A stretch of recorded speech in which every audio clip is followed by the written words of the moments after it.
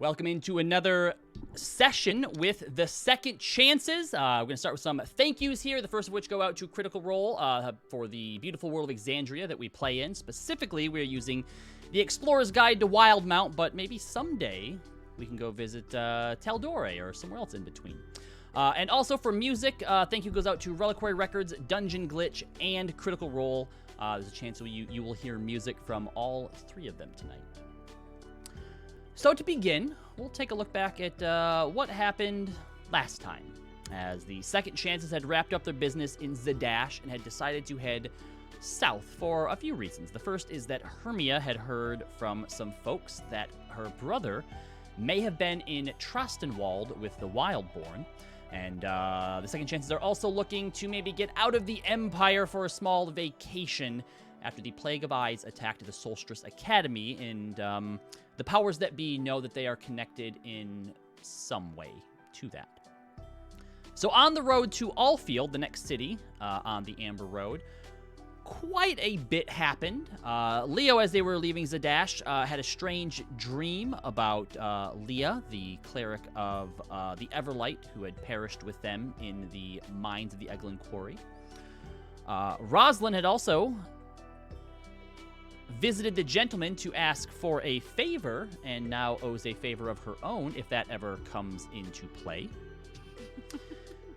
Maeve had a chat with Kaelin, everyone's favorite bard. Maeve, Hermia, and Zana all had a riverside chat that, depending on who you talk to, had varying outcomes. Hermia also tried to send a message to her brother, and the message came back to her instead. And Rosalind, attempting to contact Light, got a message from Light, but not the one that she expected to. And finally, as they had all went to bed that night, Roz had a visitor who pushed her pretty far, nearly attacking, potentially trying to kill one of her party members, and she had heard the voice of Avandra that told her to use her power, as in Roz's power. And she shot a guiding bolt towards Shadow, saving Zana from something. And that is where we left off. So we'll go ahead and jump right back in there. As Roz, you wake up in a cold sweat. She'll quickly sit up and look around. Everyone seems to be asleep, except for whoever's on watch will say that it's Leaf and Maeve. The final watch, you can see that the sun is beginning to peek up over the horizon, so you should probably be waking up soon anyhow. You said I'm awake, right? Yeah, we'll say that you and Leaf were up on watch. Are you all right?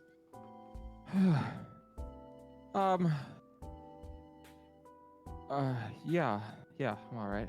Bad dream. You were twitching. Yeah. She kind of like glances down at her hand, see if that gold light's still there. Presume it's faded. Not, but there is a warmth that you feel. She is gonna kind of like move over to where Zana is sleeping and kind of just like make sure she's okay. Okay, so as you kind of move over and start looking over her without opening her eyes, can I help you? Before you ask, you have the heaviest footfalls of everyone in this group. You're not hard to detect. Yeah, true. Are you okay? She opens her eyes. I'm fine. Why? Can I talk to you? Sure. And she gets up. She'll glance over at was it Leo and Maeve, you said? Yep. Leaf, I think. Leaf and Maeve. And Yep, sorry. Leaf. Excuse us for a moment. Okay. And, she'll kind of walk off with her into the forest. Just don't go skinny dipping. Okay. Did you Sorry, say that? No. Okay. I'm not that brave. Roz would look back like, what? Roz nods. I had a dream of my sister visiting me, and she attacked you. Okay. Yeah, that's.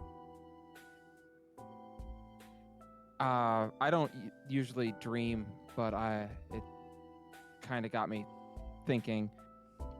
You've seen some of my past, right? I have. Is this the tiefling that you lived with when you were younger? No, these is one of my sisters in the abyss. Never saw them. Fair enough. Well, listen, I'm just gonna try and say this. She made me realize something talking to her that's been bothering me since I got here, and I haven't been able to figure out the words for it until now. My parents died when I was, 5, and then I went to stay in an orphanage for a while, and it was hell. It was not good. I went to bed cold and hungry more often than not. And then Evelyn came and adopted me, and it was wonderful. She was a good mother, and in time we loved each other, and she took care of me, and the point is, it wouldn't have had to be her that came to adopt me. I would have gone with anyone who promised they would take me out of there. And it was just sheer dumb luck that it was someone good. And I think that's one of the things I've been having a hard time with lately is I didn't do anything to earn it. I didn't do anything good or well or kind to earn that. I just got lucky. And you and Mira are reminders that it could have gone any way. No one came from Mira. I don't want you to take this the wrong way, because I have a tendency when I'm not pretending to be someone else to not be good at saying things meant to help. So just take that with a grain of salt. But Roz, you're not special. The only thing that I had that Zenithal wanted out of me was that I was a changeling. But had my mother not wanted a better life for me or needed money, I wouldn't have ended up where I was. And despite your Mira not being adopted, she still ended up with you. Everything that happens in life is just luck to a certain point. Eventually you get to a point like you are now where you can make things happen. Yeah. So don't dwell on it. That's kind of what I realized last night. Okay, you could have just said, you have a long-winded way of explaining things. Comes from a lifetime being misunderstood. But she holds her hand up and just over the lake just fires a guiding bolt out of her hand. All right, use up that spell slot. I'm sure you won't need it. Rude. Yep. Okay. Well, since we're making confessions, I tried to include Hermia in a thing the other night, and I think she hates me more now, so ball's in her court, and she turns to walk back to camp. Izana, Yes. thanks for listening. She just keeps walking. As So- Yes. I would say, as Roz turns to head back to camp, she's just gonna kind of speak out loud and say, "Oh, and Light, if you could, well, I don't need you to pass a message along to Shadow. I know she's listening. I aimed for the sword this time. But if you think I'm afraid to fight you to defend my friends, you are sorely mistaken. Don't tempt me. And then she'll head back to camp. She's not listening, but I will relay the message. Roswell's rising figures. Yeah. Just to add, though, I don't know exactly why Shadow is visiting you like she does, nor do I understand how she's doing it. She's found a way to limit what I can sense from her.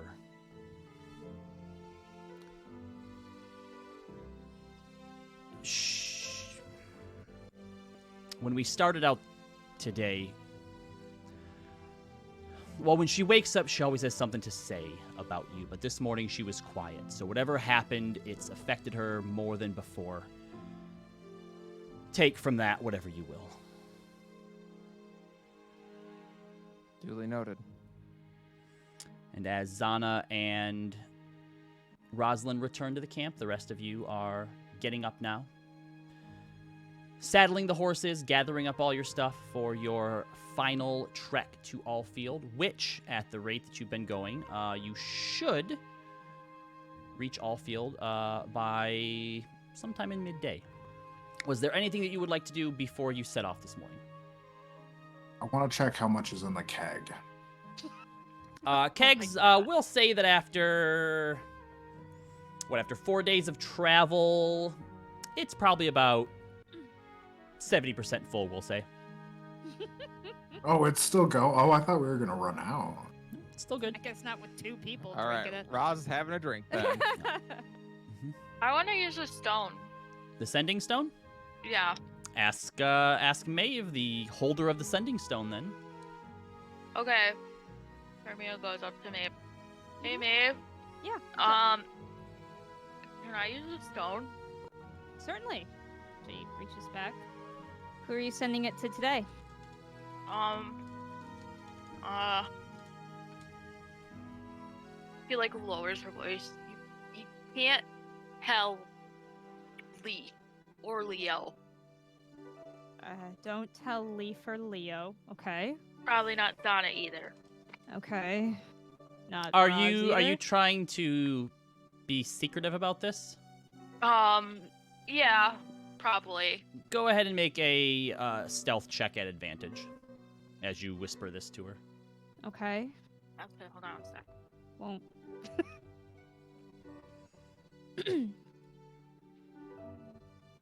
At advantage. Yeah. Mm-hmm. Stealth. Where's my stealth? Unless you're trained, it'd just be dex. 13. So they probably already know, but Yeah, every Definitely hear that. everybody can hear it. Yeah. Not like all of it, just like bits and pieces of like you heard like your name basically. Excuse me. so I don't know. Did I tell you about the Plague of Eyes like coming and talking to me like last time you interrupted like on watch? Nope, you only you? told Roz. Oh, she kind of rears back. What? Oh yeah, so that happened. Kind of bearing the lead there, Hermia. Yeah, he was trying to like, I don't know, freak me out, like intimidate me, and Your sword says, and it worked. Okay, it worked, but like I was trying to like pretend it didn't. And Okay. last night, when I went to sleep, I was thinking, like, you know, 'cause he was like threatening my brother, like, you know, kind of, and I was like thinking about Clay and if he made Oh. it back, you know, because we never figured out like if he made it back home or not. That is true. He gives you kind of a look. Is that the only reason? Well, I guess he's the only one who would understand the kind of fear that I have right now. Well, I think it's good to branch out to people. She gives you the stone with a smile. Okay. I think you should check in on him and let us know how he's doing. And you said that the Plague of Ice threatened your brother. Anything else suspicious in anything the Plague of Ice stated? No, not really. Just normal threatening stuff like you suck and you're irrelevant. You know, stuff my parents say. So. I see. The last time Leo got a vision like that, Lady Elena was attacked. Oh, well, I just think, like, he was kind of just got exasperated because, like, I was being super loud. Roz actually thought I was talking to Fomir at first, but I see. Okay. Just be careful. But, yeah. Go ahead. I'm sure Okay. he'd be happy to hear from you. That's weird, but okay. Probably just happy to hear maybe a friendly voice. Oh, yeah, that makes sense. Hermia's gonna go behind a tree or something. I think we're on the road, but yeah, that's Oh, fine. we're on the road? I don't know. No, I don't know well, when this happened. No? We'll say you haven't quite started yet. Y'all are getting Okay, that's ready fine. to, but yeah. Sorry, I didn't know. Okay. Ow! Celtic bit me. Oh, jeez. You need to be gentler. Okay, so Hermia's gonna concentrate on Clay. Mm-hmm. This is kind of like a test to see if, like, I'm not the one that's broken and using the stone wrong. Ah. But also because I also, like, just randomly thought, like, oh shit, we never checked in to make sure he got back okay. Mm-hmm. Anyway, so I'm gonna think about Clay. I'm gonna be like, how many words do I get? 25. I'm counting for you, Okay. so I'll let you know when it cuts off. Okay. You don't plan like I do? No, I don't. I was thinking of, like, oh, that would be a really good idea if I did that, and then I just didn't do it, so. Alright. Good luck. Hi, Clay. It's Hermia. Just wanted to make sure you got back okay, and that Mr. Black didn't do something evil and, like, kill you and stuff Done. your body in a ditch. Kill you was the end. You literally got out, kill you, and it went off. You hear back almost instantly. Hello, Hermia. I'm fine. Thank you for checking in on me. I've made it across the Ashkeeper Peaks, heading towards Azarius. I am fine. Hope you... And then it cuts off. Both bad at this. Sounds like we both suck at, like, putting words. Okay, well, Hermia feels better that knowing that he's okay, but also, like, shit, it means, like, I am using it right. Maybe something's really wrong. But Hermia's gonna walk back out to me and be like, he's fine, he's making his way back home. Good, I'm glad. I'm rather impressed by your counting. I always have to write the words out and plan them before I speak into the stone. I was gonna offer you paper, but... Yeah, I was thinking about that as I was talking, that, like, hey, I should have probably planned this out more, but, I mean, I figured I'd probably just stress out on, like, figuring out which words to use. I might as well just try it. Fair enough. But, I'm glad he's doing okay. Yeah, but also it means that, like, the stone's not broken. It's working fine. Like, so, Right. yeah, that's a More. concern. Well, we're going to Allfield soon. We'll be going to Trustumwald next. I'm pretty familiar with the city. I was there for a couple of days. So, you mentioned that's where you're kind of last heard your brother. Well, maybe we can find a lead there, and we can always try it again. Sending Stone's not going anywhere. Yeah, that's true. Okay, well, I'm ready to go. Okay. Just looking for everybody else. Roz, did you get your hand tended to? I'm fine. I better check her hand for infection. Are you saying Celtic's infected? It wasn't that much of a bite. No, just that I have seen infections before, and Do horses have rabies? no. Celtic isn't But- trying to like hurt or break skin more so than trying to show Roz who's boss.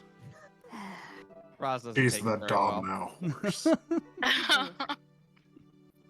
right. Well, need to shape up, or else we're gonna be replacing you with a Drake, I guess. Luster wouldn't mind. Lester would love to show off his drink. So, all right.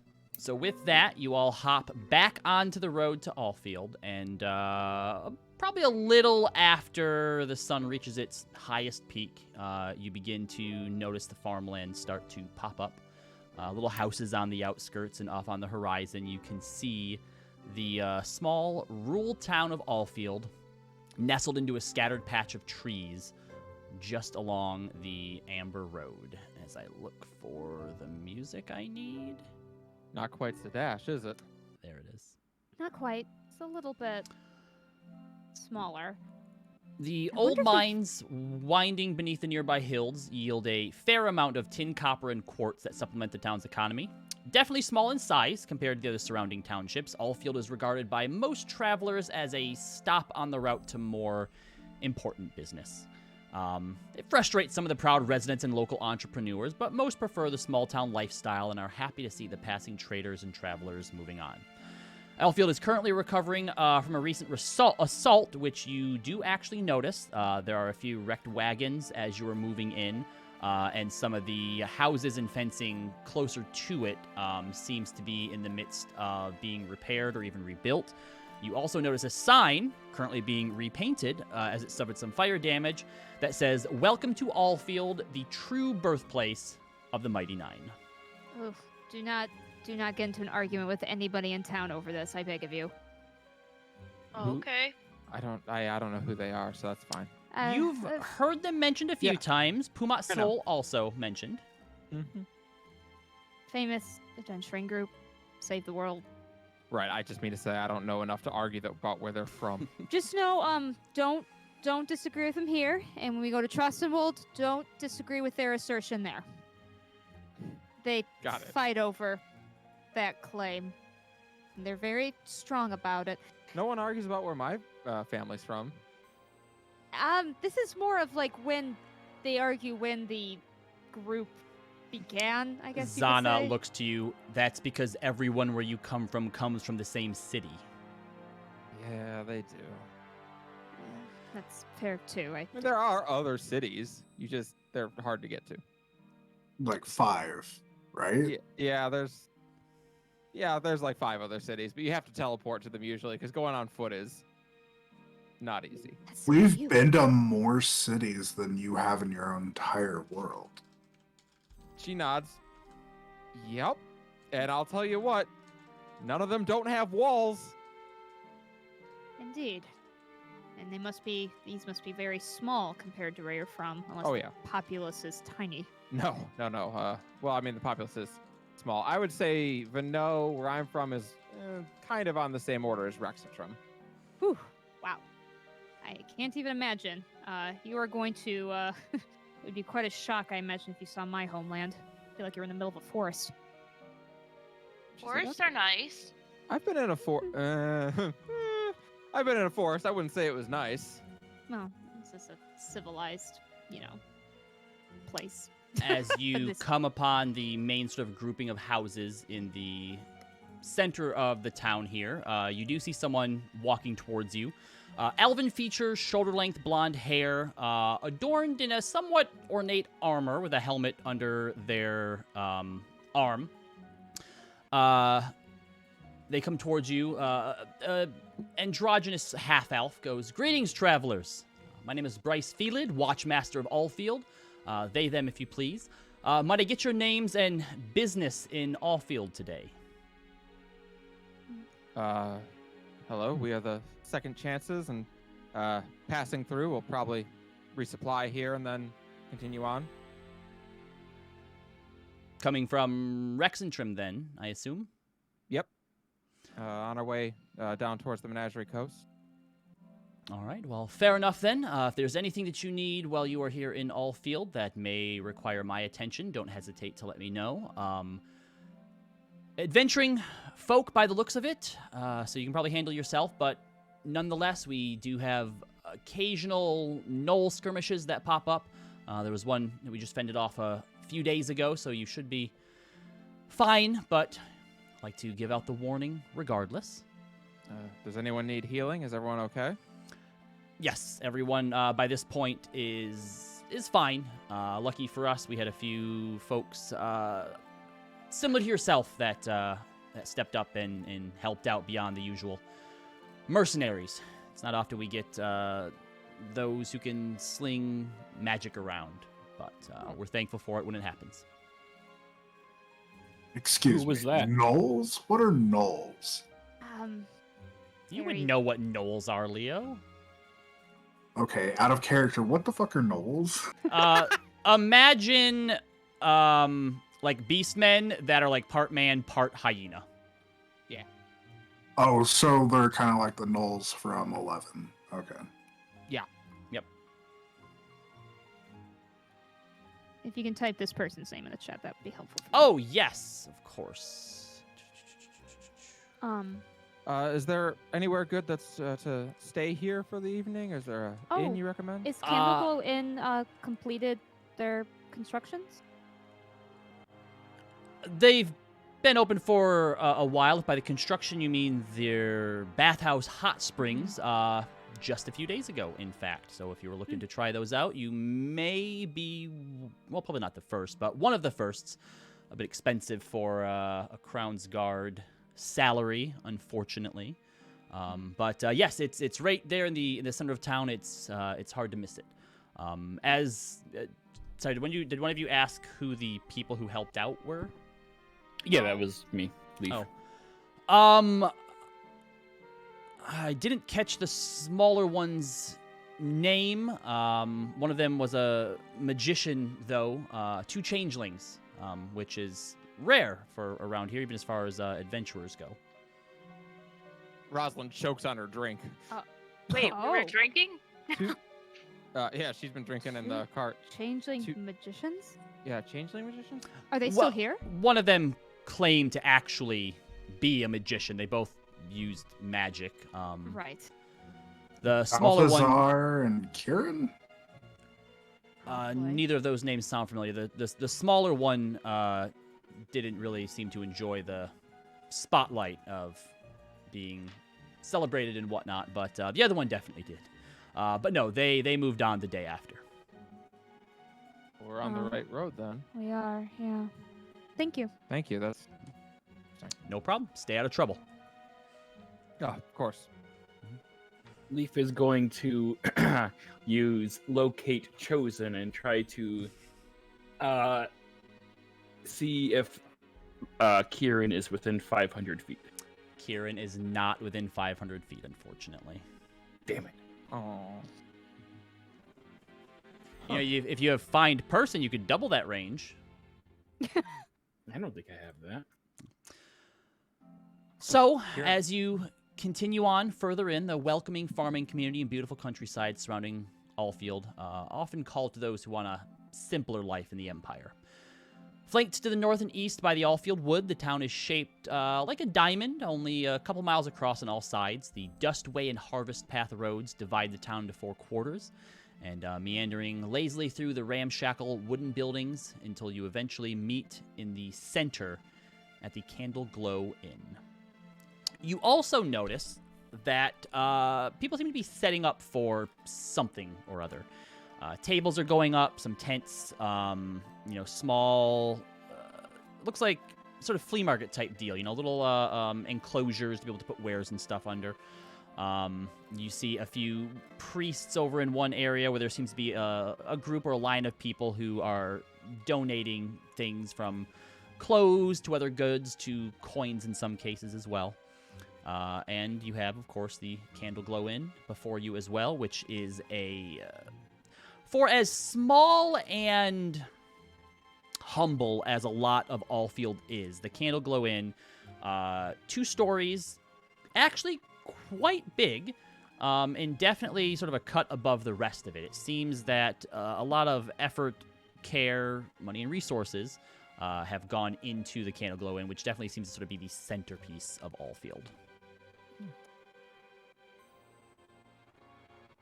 Well, it's been some time since I've been here. I'm not sure what they're setting up. Oh, Maybe some kind of a flea market or festival of some sort? Ross just hops off the cart and walks over to someone to ask. Sure. I'll make sure you get these carts taken care of, I suppose. Would you like to walk up to like a bystander or somebody setting up, or one of the priests? Somebody, yeah, one of the priests is fine. Okay. So walking up, you notice that they are wearing. Let me see.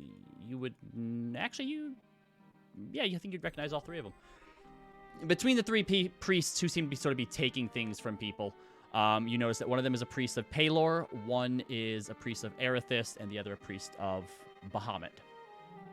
And as they're kind of continuing to take things from people and kind of having a bit of multiple chats, they do kind of look towards you.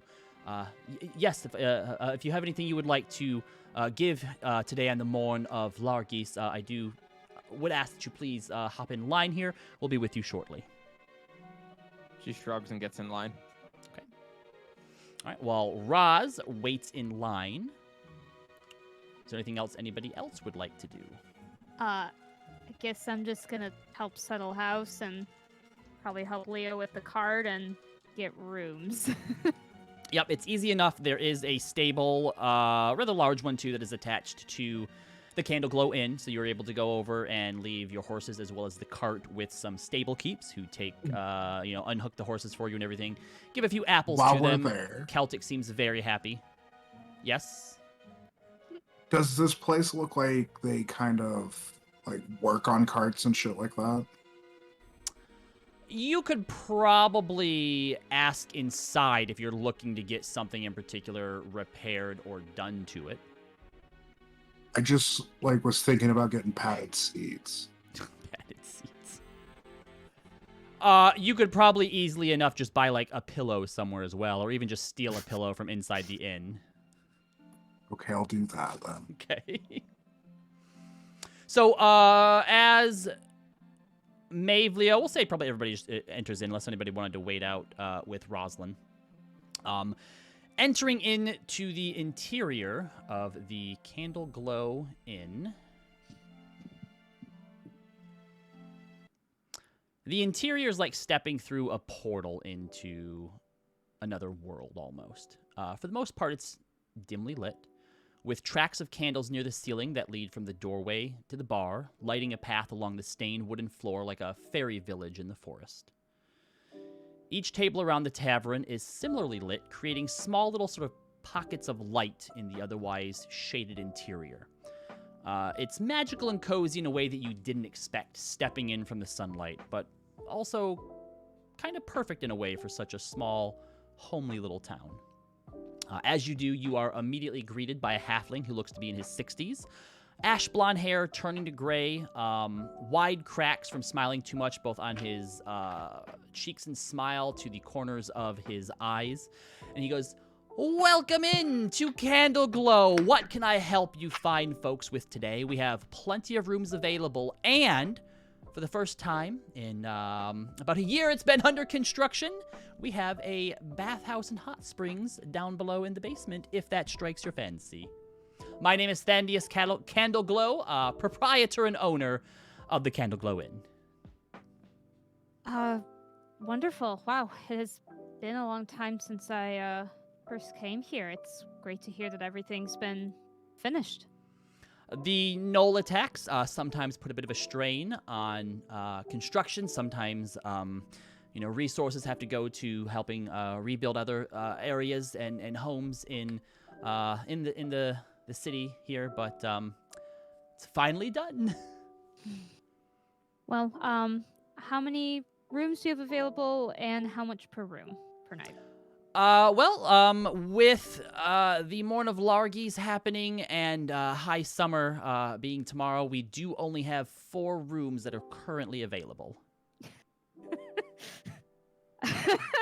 Sorry. He's thinking in her head, Okay, who's gonna have to bunk up with who? Oh God, why is this reminding me of back home trying to manage groups of people? I assume you'll take all 4 by the Yeah. look on your Yeah, we'll face, just doing a do bit of that. internal math. Fair enough. How long will you be staying then? Kind of look at the others. I don't know if we'll be staying here for just 1 night or 2, but Depends on if we find work or not. If you guys want to stop here and look around or just pass through. I'd rather just pass through personally. Well, if you're only looking for 1 night, it is 2 gold per room. okay. Let's How start much with- for the bathhouse? The bathhouse is 20 gold a person. Okay, so how many people do we have? 6. 6. Okay, so A bit that's steep, gonna be... but here in Allfield, it is a bit of a treat, I suppose you could say. That's fine. I also put another 120 gold down. Okay. Well, I will. Were you looking to use the bathhouse today? I can have it prepared for you later tonight. That would be great, I think. All What's right. going on out there? Oh, the Morn of Largis is a bit of a charitable holiday where you're asked to give what you can to those who are less fortunate than yourself, and they're also setting up for high summer tomorrow, which it's a day. Celebrates the peak of the season, and the Empire also uses it as a opportunity to help promote enlistment in the righteous brand. So if you are still around tomorrow night, there will be feasts. They usually have contests of strength and whatnot that they do and give out and look to hopefully enlist people. So quite a bit of excitement here in our small town. We should probably get another night because Ra's gonna hear that. Well, we'll see. I'm not sure she'll want to enlist or not, is the only thing. But how about we'll come back if that's the case. All right. Well, if there's anything else you need, just let me know. Now, Thank if you you'll very much. excuse me, and he kind of runs up towards the bar where there's a few people standing. Roz, you eventually get up to the priest of Erithus, who is a older elven woman. Looks to maybe be in like her late 30s. Is probably a lot older than that. Welcome. What is it that you have come to donate to those less fortunate? So can I look at the on their? I assume they have like a table or a box of some kind. Yeah, there seems to be like some chests, some boxes, some tables. They've taken What sorts everything of things, are being from donated? it's a celebration of goodwill essentially. So what sorts of things are being donated? There are clothes. There are I didn't really necessarily have like perishable goods. There are some sort of like what looks to be sort of like wrapped meats or maybe like canned goods. There are tools, no weapons or armor. And then they do also seem to have a chest full of coin as well. Rosalind thinks about it for a moment, and then reaches into her pack and fishes out one of her Chaotem's ointments and hands it over. I can look it over. It's a up. particularly used one or good a make fresh here, one? and very potent as well. We thank you for your contribution. Yeah. What's going on? The Morn of Largis is a yearly day where we ask that those give what they don't need for those who are less fortunate than themselves. A day of goodwill where really anyone in the Empire, or the world for that matter, can come together under the common auspice of charity. Oh. Do you need any help? Sure, if you'd like to, by all means. Kind of like points behind her where there seems to be some other volunteers just kind of like taking stuff in, folding it up, putting it in like proper places, and just kind of distributing it around. And if you'd like to help for an hour or so, you may. Okay. Roz will go do that. She'll go help Okay. out. All right. So as you are all getting sort of settled in for the night, was there anything that anyone would like to do in Allfield? I just want to see what kind of shops are around. Not a whole lot. You have all of your sort of basic things that you would expect to be here, right? There's carpenters, there's blacksmiths, there's a lot of sort of produce and just sort of fresh vegetables and stuff like that are constantly being sold. But we're talking like Allfield is almost Eurosa size, and Eurosa was basically just like a bunch of bars. This is basically just a bunch of farmers. With some paved roads, or is it still like dirt? It's mostly Shitty. still just like all dirt. Eurosa was just shitty because it was also super rainy around there. Yeah, true. Go ahead and make an investigation check for me.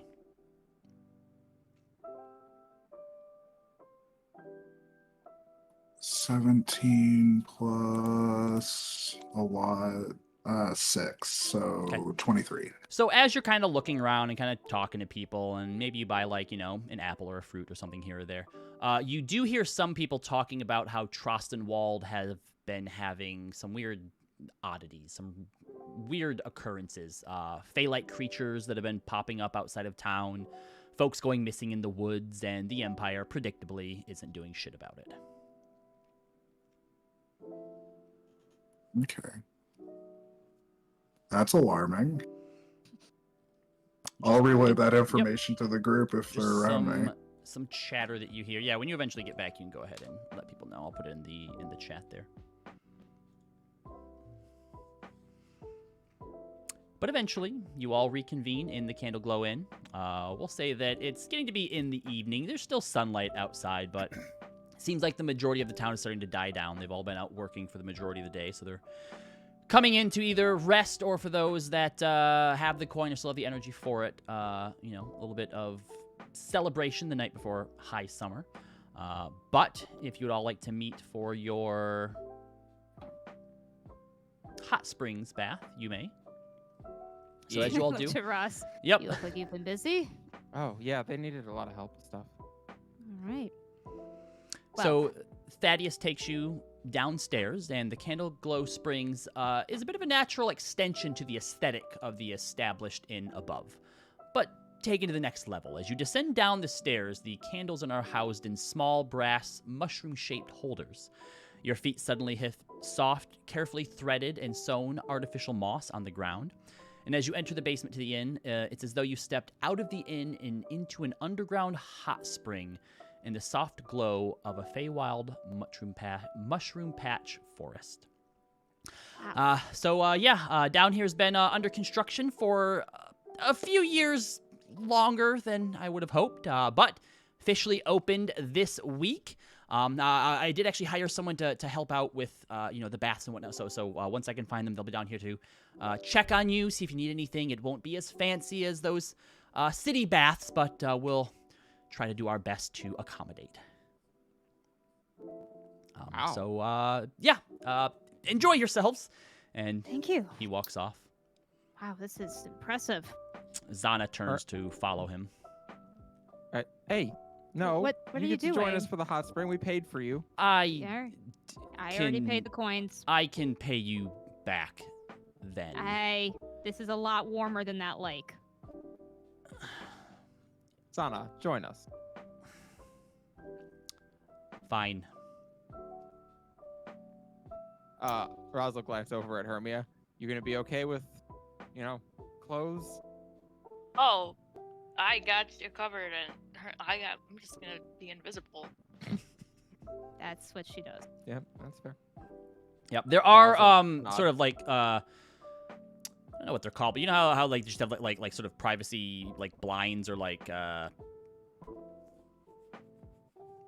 Yeah, quite like curtains, screen. but yeah, there you go, a screen. Like a Yeah. screen, So they have plenty of those. You kind of go back and like set your clothes and your equipment and stuff, sort of like in your own little area, so it's separate and away from everyone else.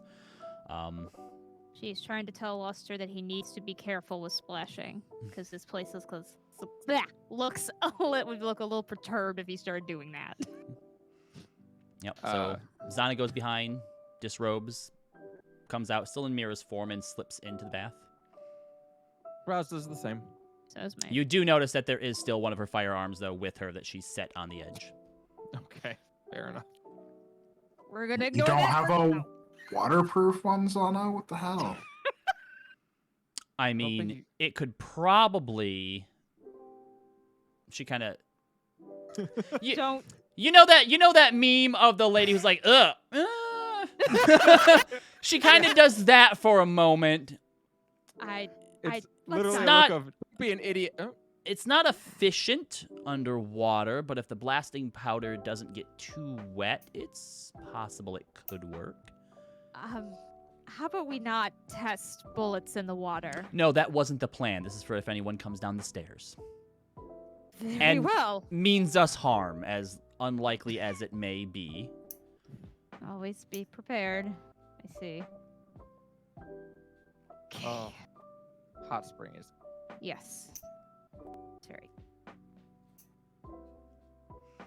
So, as you all begin to relax, for maybe the first time in a minute, I mean, even as Yeah. peaceful as the road may have been, it still had its moments, and there's just a nice, serene sort of tranquility down here.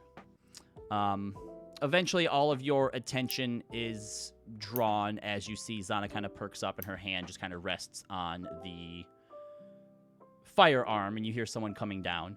Rosalind, could you do us a favor and describe what Orion looks like? What? What? Oh no. There's a stranger in here. Well, Orion, if he looks like he does in my world, is a man who's about 19.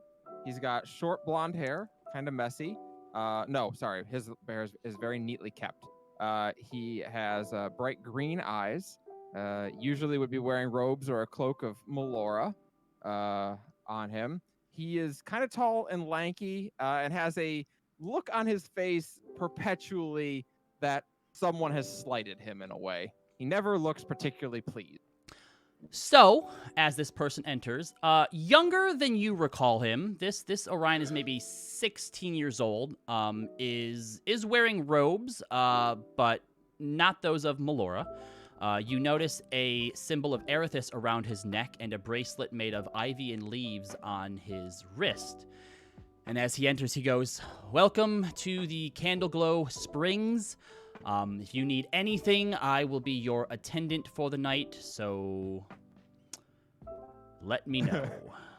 If anyone Thank you. looks at Rosalind, her lips are starting to curl into a smile, but she is trying very, very hard not to burst out laughing.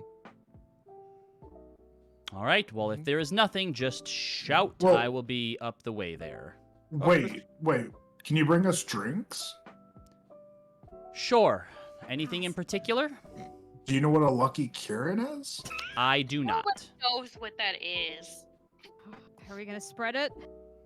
Actually, I'm surprised they don't know what it is. If Considering anyway. you explain to me what's in it, I can see if Thaddeus can mix you up something. It's like fancy elven liquor with some mint. We have mint, but they don't have fancy liquor here. We have, how does it taste? Minty and like you just drank an entire bottle of alcohol. Well, that's how it feels. That's not really how it tastes, Like though. a grasshopper. Yeah. Kind of has sugar on the rim. I'll Like, see like what a foresty kind of I'll feeling. see what we can do. Is there anything else? Do you need any clothes attended to? Oh yeah, actually yes. We've been traveling for a bit. Our gear could be cleaned up. Yeah, that would actually be lovely. Does Well, that? we don't really do much with weapons. We can Clothes are clean fine. some of your clothes, maybe shine down the armor if you need to. Yep, great. Yeah. How much to get your attitude to get like your Oh attitude's my 10 out of god! Ignore him. He is low class. Like this. Okay, both of you. Just like my apologies, Roz is sir. dying. Roz laughing Let her me ass. go get your drinks. Thank he- you. Appreciate it. He He's leaves. probably gonna spit in yours now, Leo. And Zana looks to Roz and goes, "Is there a problem?" What's yeah, going- why Roger are you acting weirder than me. Yeah, no. You know what? For the first time since I've been here, there is no problem. This place is Okay. great. I love I Exandria. don't believe you. What's happening? Oh, that you just met one of the Amethyst Fortuneers is all. I'm sorry, what? He's one of mine. He's on my team. Oh. That's Orion Trant. I mean, in my world, he's a cleric of Melora, and he's perpetually pissed off with his lot in life. I can see why. Huh. Huh. Let's not freak him out with that. No, I wouldn't dare put that on him. You know, for once, I believe that your Orion got the better end of the stick. Oh, he would certainly think so if he saw this. Of course. Oh. I shouldn't be so mean. He's actually been a really, really good member of my team for a long time. But when we first started, he said I got my job by nepotism and that he would never follow me no matter what. Yeah. Him and I never got along very well. He wants to get a rise out of me, called my mom a whore. And Wow. That's rude. I beat the shit out of him for it. So, you know, That's fair. talk shit, get hit. Yeah. Very unnecessary. It was, I agree. Oh, sorry. Yikes. I was not ready for that. I can see that. This one's a good bit younger. My Orion would be 19 probably now. He might actually be 22 actually. I think about it, but yeah, Orion, Urgoth, and Mira. That's my team. Huh. That's quite something. Can you imagine if Urgoth was here? He didn't say so, but God, I hope so. Oh, that would be quite strange. That's hilarious. Hmm. I feel like we're about ready for a round. I feel like you just answered your "what the fuck is up" with that question right there. Yep. Sorry? Zana looks to you, Maeve. What? Oh, it's a game we've played a couple of times. I forget who started it. Is that you, Rez, or is that Kieran? Yeah, that was me. Okay. Essentially we try to go in a circle so everybody asks a question and gets asked a question. Just asking something of their person that interests them, and, they ask what the fuck is up with that. So, for instance, I would probably say something like to Roz, you mentioned that this Orion guy was a cleric and also hated you, and then you had to beat him up. What the fuck is up with that, for instance? I mean, it just sounds like he was a prick. He was. I'm That just is a listing great- an example. Oh, okay. Yeah, man, he was. Zana's just But kind it- of staring at you all through like squinted eyes. Well, we can play around to show you how it goes. No, I understand it. Just not a fan. I'll pass. Oh, well, if we're in the bathroom, we're doing this. It's kind of like truth or dare. We all got to participate. We need drinks anyway. Fair enough. You have until the drinks are here. Someone send Trant out with our drinks. A few moments Roz, I swear to later, God. he does return Yep. with a mug for everyone that seems to be sugared around the top of it, and kind of hands each of them around. Maeve, you immediately recognize, just based on the smell, that these are basically just flagons of Trost with sugar around the rim. Well, that is And going as to be he- a sweet drink. Yeah, as he sets one down in front of Leo, he goes, "Hopefully it's foresty enough for you." Orion, how did you get into doing this work? Out of sheer morbid curiosity. Roz. I'm just curious. He kind of pauses. Do I know you? I don't think so. Do I look familiar? No, but you know my name, which I did not give yet. Yes, I am... you did. Didn't he introduce himself as Orion when he came down? Did he? Yes, Yeah. he did. Yes, Oh, he he did? Oh, I didn't okay, think he okay. did. No, I I think- didn't think you did. No, I think you said Kelly describe what Describe described. Orion. Yeah. I don't Oh, think you okay. said. All right, Yeah. well then, yeah, No. she knows his name. Go ahead and just make a deception check for me. At least your charisma's high enough for that. For her dice. 17. Okay. Oh, Yeah, he kind of stares at you for a moment and then lets out a long, drawn-out sigh and starts to go into each of the little areas and, like, picking up people's clothes. I am a cleric of Erithus, and I am training to join the Crown's Guard here in Elfield, but have not yet been accepted. So until then, it's here or work in the fields. Makes sense. So you prefer, and I look at my drink, did he spit in it? You can't tell. Can I infer from his mannerisms of how he put it down that he spit in it? Too late. As far as you're aware, he said that Thaddeus made these, so Yeah. if you don't trust him, you don't trust him. That's on you. I don't trust him and pour the drink out into the bath. What the hell, Leo? Or, no, I won't do that. So unnecessary. Would it be reasonable to say, since he was under my command back home, and we trained together back home, that Roz might have an insight on like a piece of advice that might actually be helpful to him? Sure, you could certainly try. Okay. What would you say to a young Orion before he was going to join the Fortuneers? Don't call your leader's mom's horse. I don't know. I mean, among other things, she'll just kind of mention, well, the hardest thing about when you're starting out is being willing to just listen sometimes and not assume you already know. That was a big problem for him.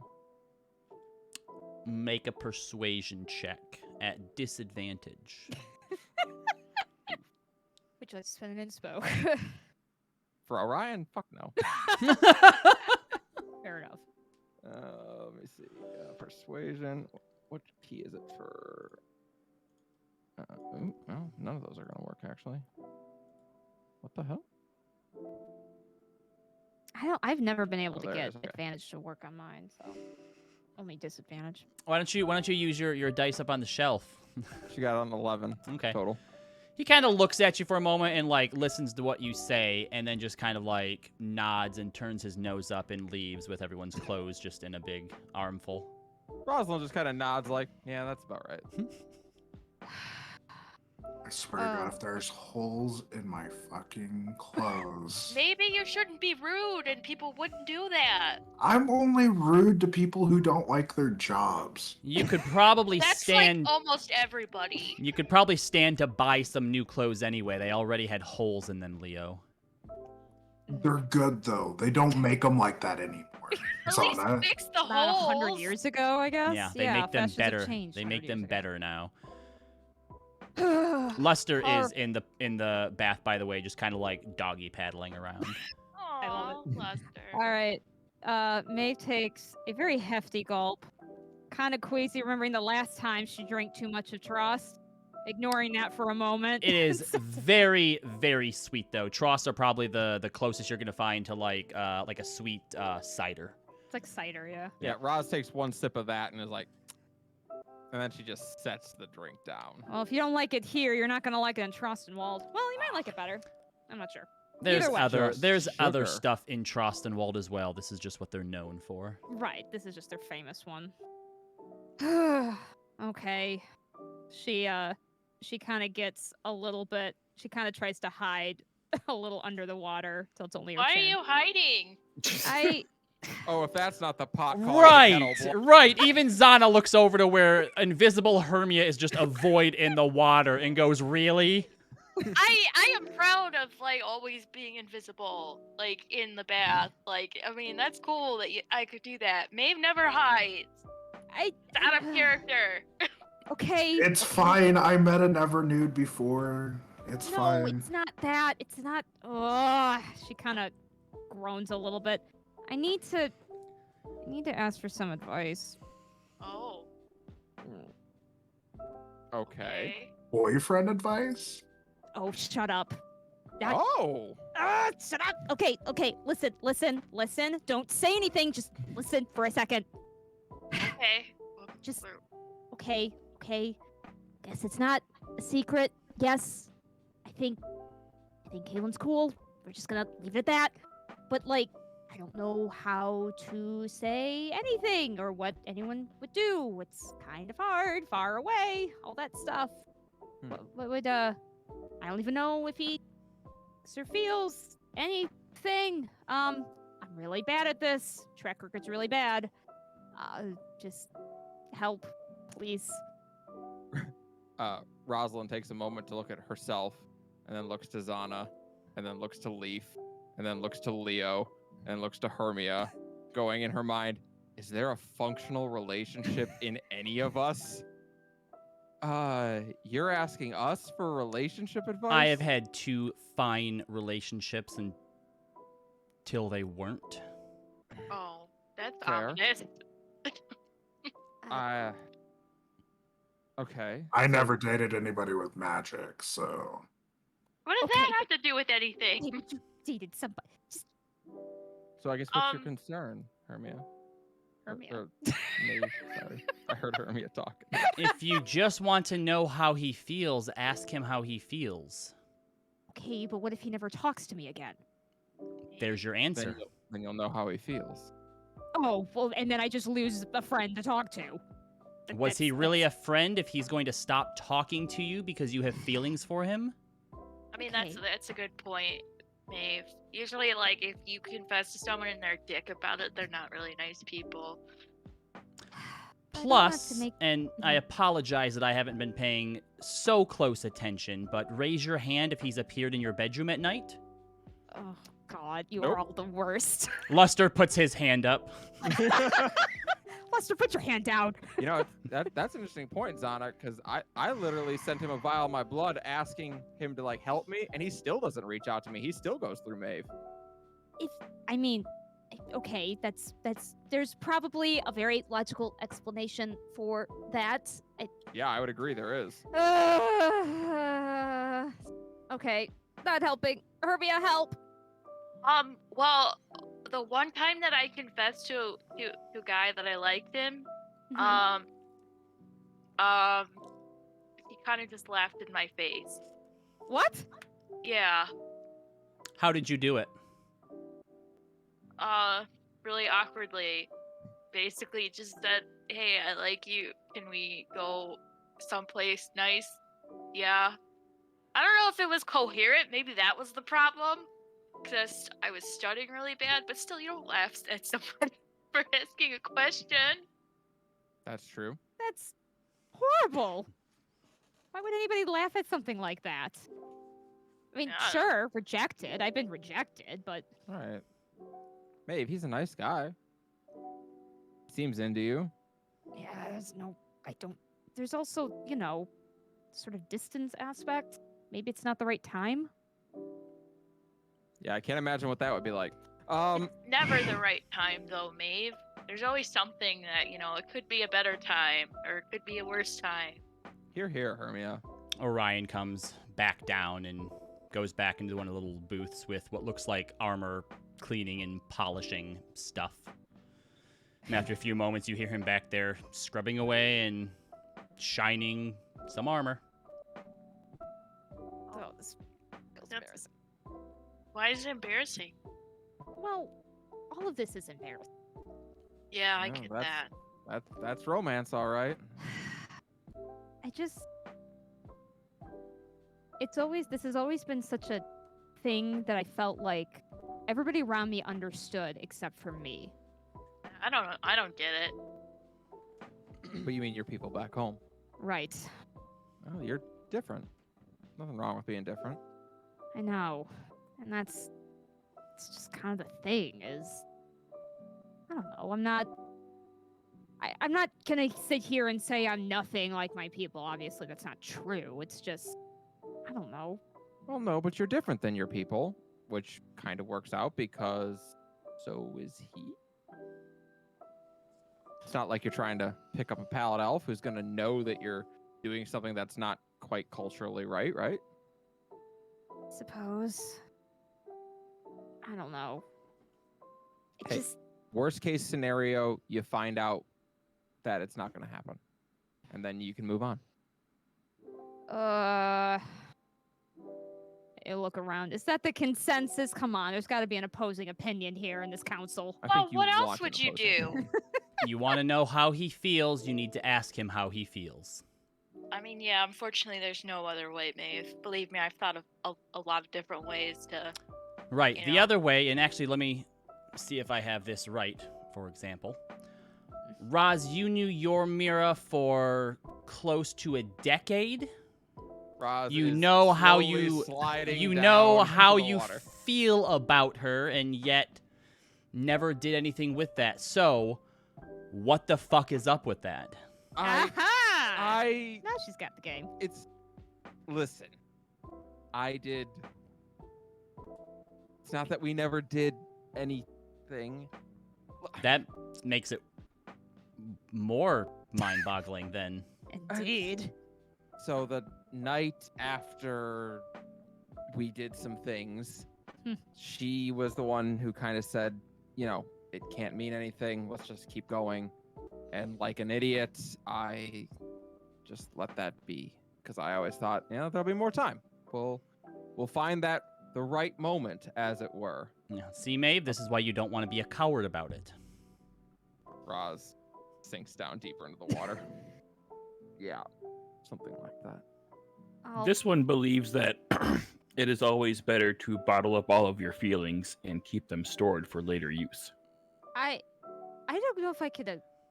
Leave. What the fuck is up with that? No, Hey, Maeve, he's look. You got your dissenting opinion. I mean, there is merit to that. It does stop you from being hurt, but you always will wonder what if. That is true. Maeve, Hmm. I'd give anything to hear Mira's voice. Don't fuck up like I did.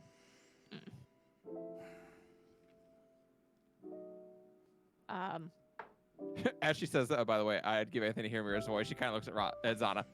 No offense. And you watch as she slowly turns into a red-haired ASMR instead. Fair enough. Okay, I'll think about it. Also, look on the bright side. We live for a long time.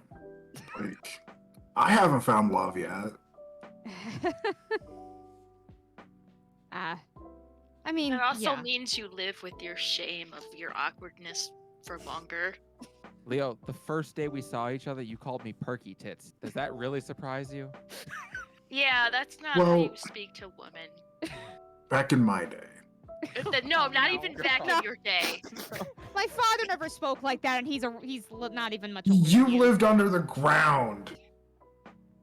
So? No, it doesn't mean they don't talk to each other down there. They probably have different etiquette underground. Up is No. down, left No, is right. I can think of no one that would find that an acceptable way to be Leo, addressed. everyone has different etiquette than you do.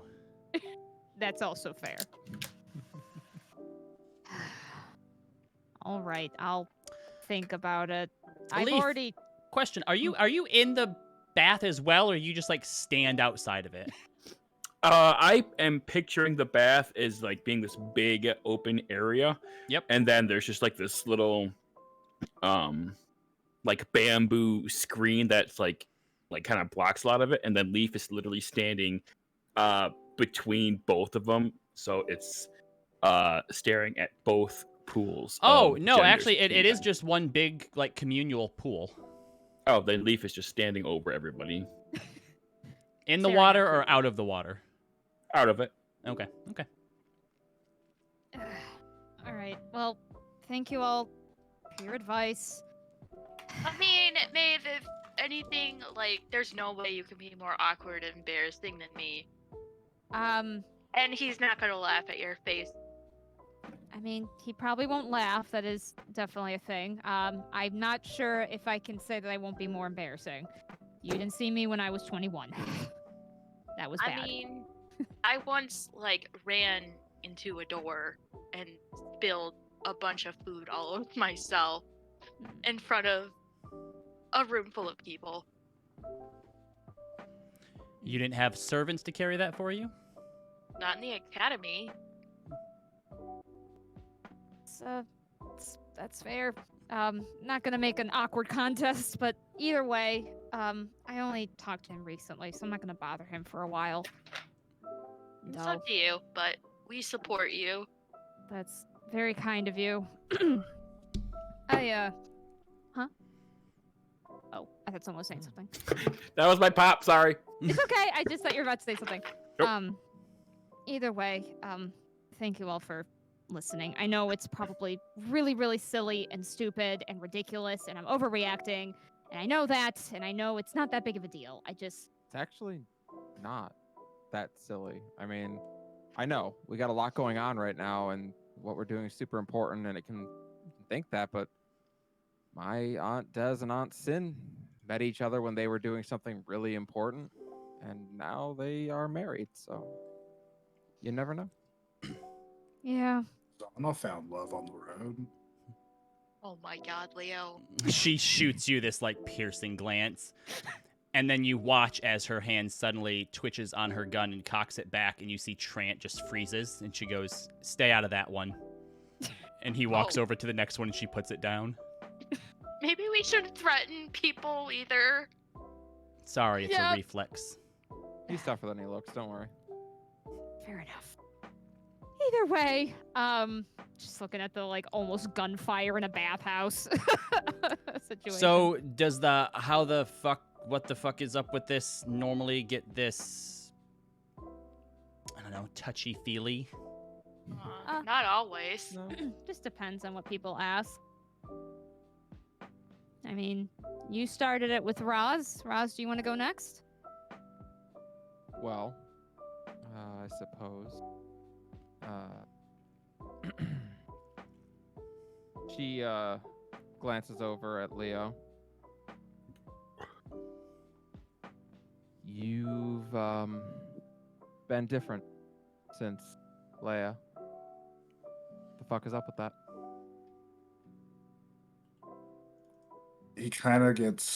He's been kind of laughing and giggling with you guys, and he kind of gets solemn at this point and kind of looks down. You guys haven't been having dreams weirder than normal, other than like the plague of eyes, or I don't Gives a know, look. Karen.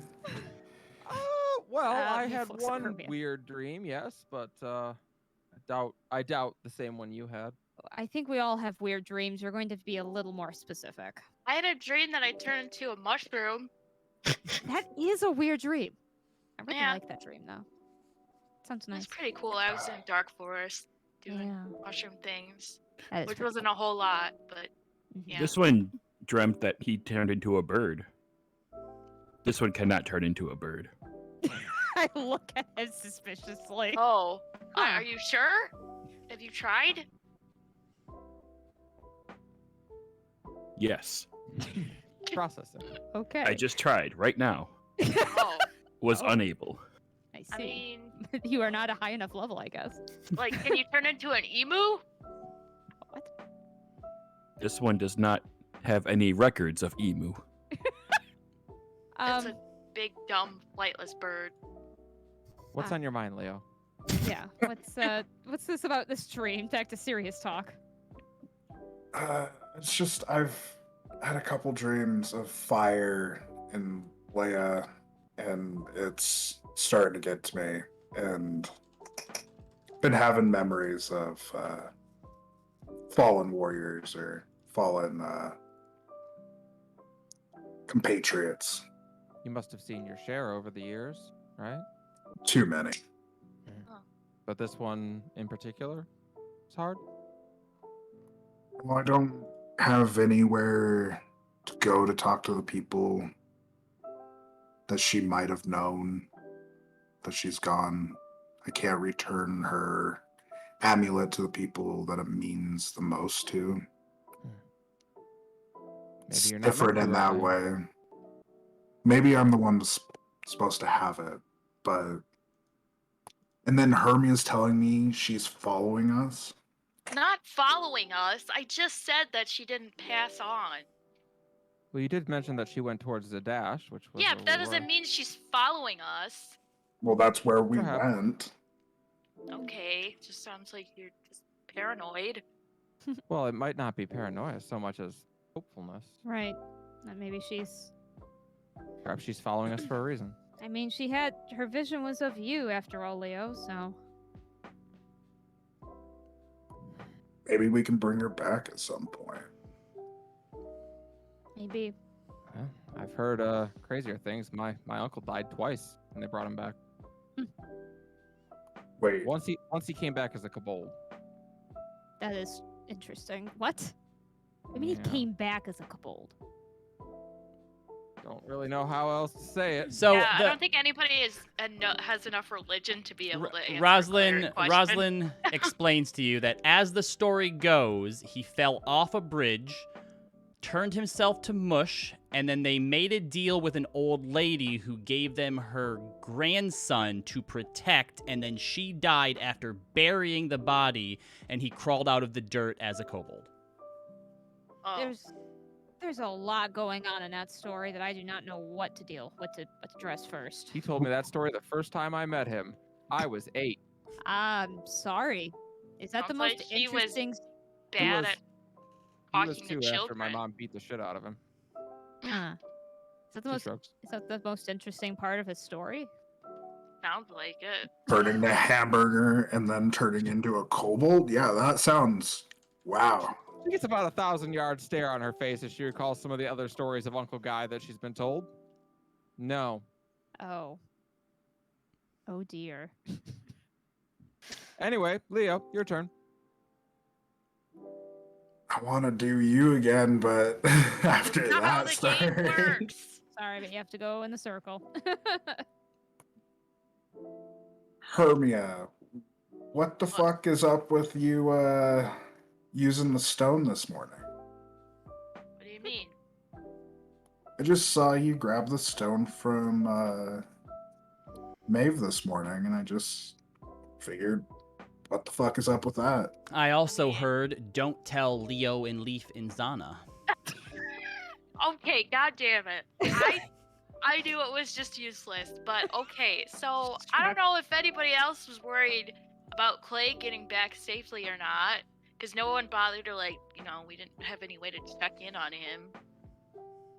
So I just checked in on him, and also I was also testing to see if the stone really was broken, or if I was using it wrong. But no, I'm using it right. It's not broken. Why would we not need to be aware of that? What? Oh, I just thought you were gonna be weird about it like you are with Maeve. That's true. They are very weird about it with me. So does that mean can't that imagine you why. have a boyfriend too, Hermia? No, I've never had a boyfriend, and I continue not to have one. It's fine. Roz looks at you. Don't worry. I've never had a boyfriend either, and I'm unlikely to have one anytime soon. I mean, but you just don't like boys, and for fair reason, good reason. If all the boys are like Leo, Yeah, we're pretty fucking disgusting. I don't. yeah, he's gross. I don't have a gender preference, but I also has not had a boyfriend. As Orion comes out and goes in doing one of the other things, I will say those with high passive perception, May and Leaf, you can both see that he's blushing. Oh, Either why? he's- I don't know. I guess heard, maybe saw something. I Oh, don't know. he's overheard all of this since he's been down here. I know. That's fair. That's fair. Oh, he's Aw, a poor gross boy. 16-year-old boy. Yep. Yeah. I All mean, does that answer your question? Yeah, it definitely does. It's your turn, Hermia. Okay. No need to be weird. I don't know if I have an actual question.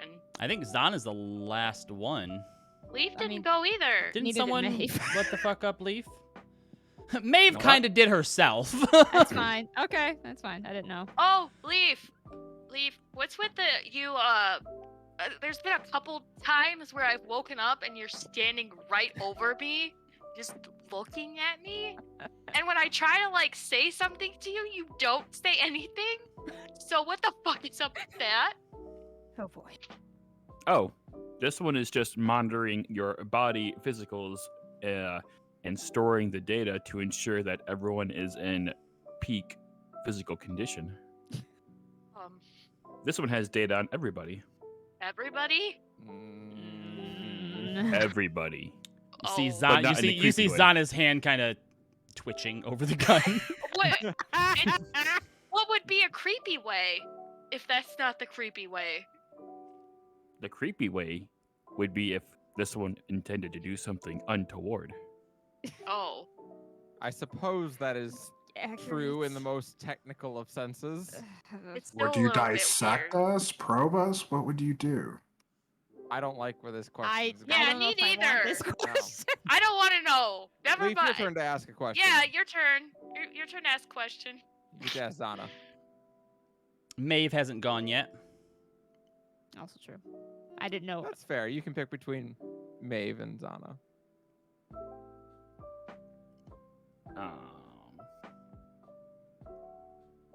Choose wisely.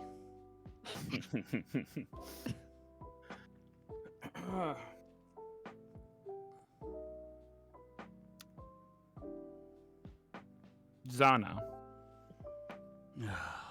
This one is confused as to how you have been able to have relations with people and yet also remain so distant from people. What the fuck is up with that? Practice. Okay, come on, more than a word. What kind of practice? I mean, actually, I'm curious to know too. I mean, How do you you've had practice two that? really important relationships in your life. That's got to be really hard to lose them. Question was how I keep people at arm's length. Don't let them in. Maeve. For all the talk you have of how much those back home didn't accept you, your friends, before we went to Exandria, all seemed very happy to see you. I'm What the sorry. fuck was up with that? I am so sorry. I think something happened with my hearing, 'cause I couldn't hear you, and there was a weird blip sound. You keep on falling down into taking a long rest, so I dragged you back up. And Oh, that's Yeah. weird. Oh, thank you. Okay. Could you just repeat it one more time, Robbie? Yeah, I think I know she- what you're asking, but Basically asked that whenever you talked about back home, that all of your Yeah. peers did not like you. Yeah. Yet when we met with those pallid elves, they all seemed very smitten with you. So what the fuck is up with that? got it. Okay, that's what I thought. She lets out a sigh. Yeah, it was not always like that. How do I explain this?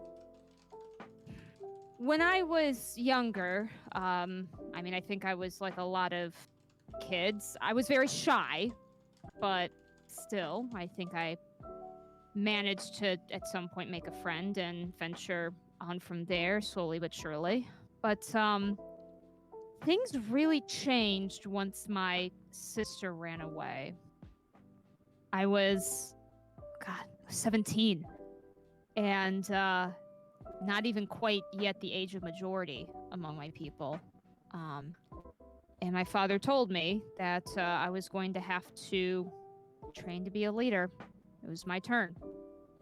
My peers didn't know about this arrangement until another 5 years after that, so it was announced to everybody. But immediately I was pushed and pressured to train and focus on lessons and accompany him to these crazy adult leadership meetings and council member meetings and things like that. And I had to grow up very quickly with that.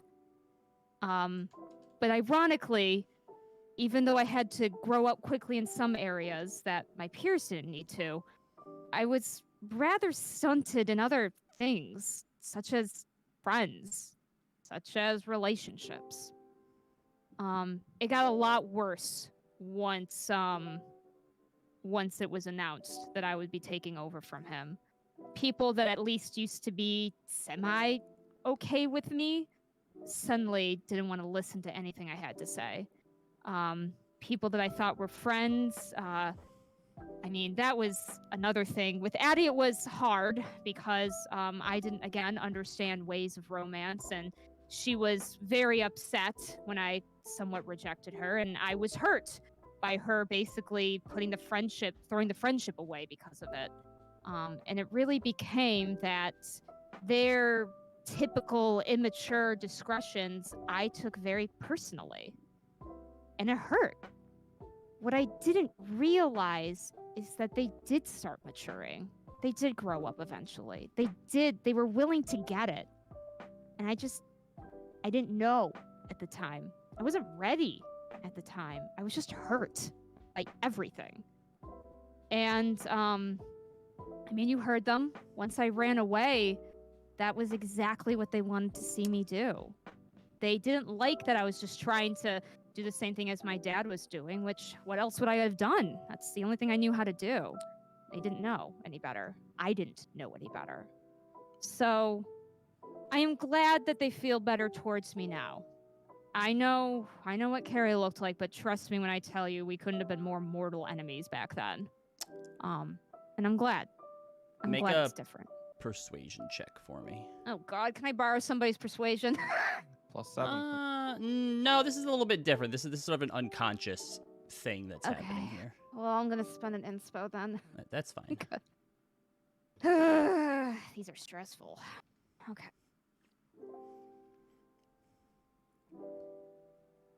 Well, fuck me. I rolled a 1 and a 3, so Okay. yeah, Zana bites her Sucks. lips then. that sucks. I'm mad. Okay. She'll finish up. Does that answer your question? Sure. So now what? Who won? Nobody wins. It's not a contest. It's She a just cooperative play. smiles sarcastically. Orion comes out from the last one and goes, all right, well, all of your armors have been cleaned. Another hour or so and your clothes will be returned. There are robes in each of the areas should you wish to return to your room prior to then. Can I get you any refills?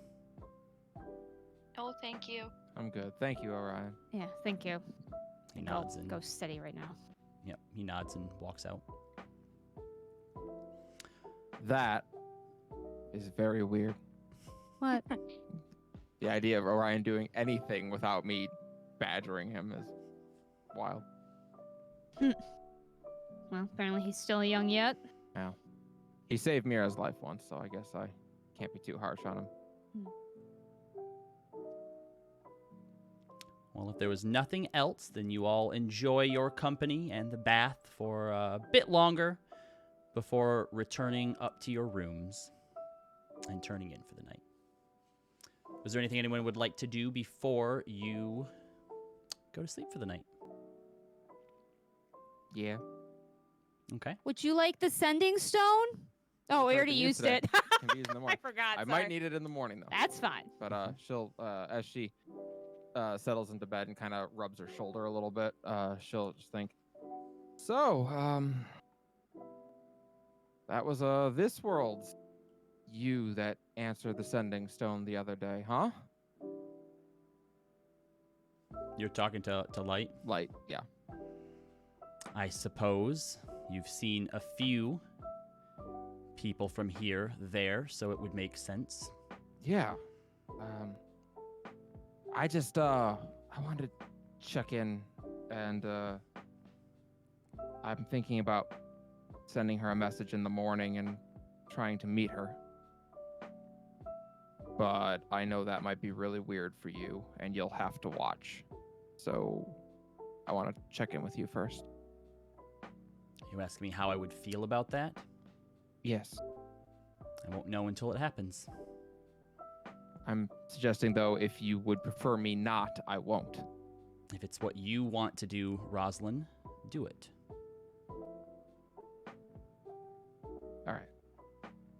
Have a good night, sis. I've faced down courtesans of the court of flesh. I'm sure seeing another version of myself isn't going to do me much harm.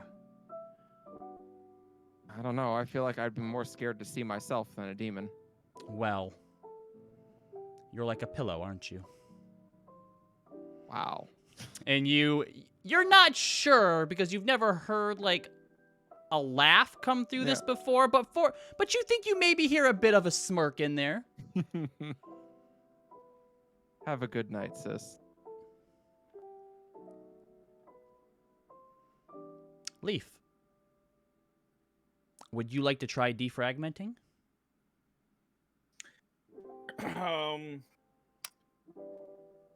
Do I defragment with somebody, or is that a thing on my own? You can if you'd like to. I'll do it on my own then. Okay.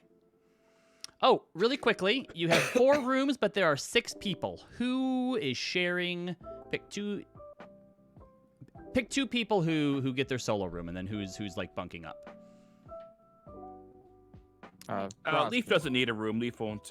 Leaf will go stand somewhere outside. Okay. I can bunk with whomever. I'll go bunk Except for with Lee. you, Maeve. Thanks, Hermia. We're gonna have a sleepover. All right. Yay! Yeah. So, Leaf, you head outside to defragment then? Yeah. In fact, I shall. Leaf is going to climb up on top of the roof of the candle and Candle glowing. stand on the roof looking at the moon. Oh defrag. my gosh. All right, give me a athletics check. Unless you want to turn into something that can climb easily. Oh yeah, I'll just turn into a leaf monkey and climb up. Great. Okay. Yep. All right. Make for me a wisdom check. Straight wisdom? Straight wisdom. 10. 10. Okay. As you begin to start replaying back through what memories you've been able to recall recently, I want you to pick 2 things that you're looking for or that you think sort of stand out to you. Because as you're playing back through these memories, you start to get quick little snippets of other things you don't recognize. Like there's something in there that connects them. Like when you think of the scent of alcohol when you were in Eurosa, for a moment you see something with Gareth in a tavern. When you're out in the woods camping out, that coldness in By-Say Tile hits you, and for a moment you feel yourself feeling a similar temperature in a river somewhere. Just bits and pieces here that seem in some way connected by a thread that you can't quite see, that opens up opportunities to recall these other memories. What is it that you're looking to try and remember? You can just give me vague subjects or more specific things if you'd like. You get 2 things. Preferably from the list that you gave me of 5. I don't remember what that list was. Great. You had told me that what you were looking for was Dr. Hold on. Cornelius, the Clovis Concord. I can scroll up. Okay. Wait, I don't know holy how shit, far we up it talked is. We some- talk a lot we more than you would think. Yes. You got a search function, man. I go That's what through. I do. I go through Oh, this. there's a picture of Mufi as a little baby on the tractor. Yeah, I go through this with Callie all the time. Uh, All right, the 5 you gave me: Fernelius, Clovis Concord, Gareth, waking up, and your siblings. Clovis Concord? Was I high? Was want I to know- high? I want to know more about Gareth in this moment. Okay. I want to try to find that line. Yep. So, as you are remembering and looking through all of these, you only have the one memory of Gareth when he was leaving you. And as you try to dig deeper with that one, you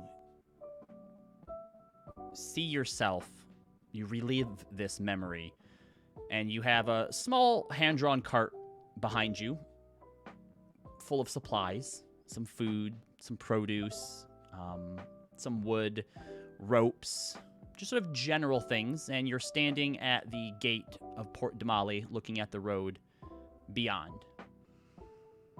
And 2 men approach you. They're interested in what you have. They're interested in you. They think that you should be charitable.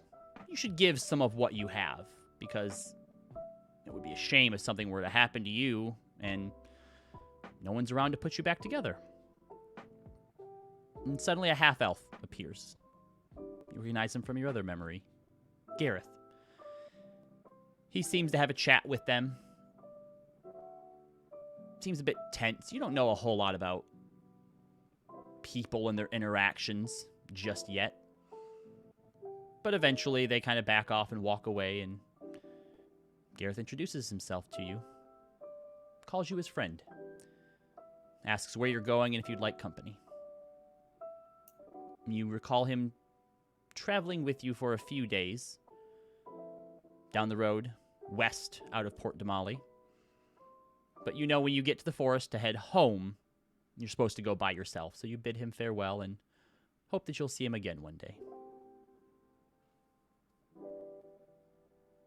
What else do you look for?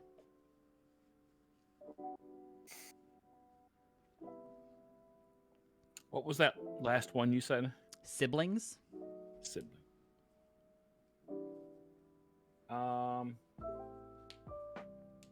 Yeah, give me more about Fernelius. Dr. Fernelius? Okay. Yeah. There's a flash in your memory, walking through the forest, home to a cave. You see yourself standing there, observing Dr. Fernelius as she begins to recharge one of your siblings.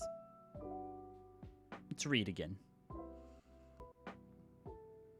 You ask why Sister Reed needs to be recharged when this one never needs to be.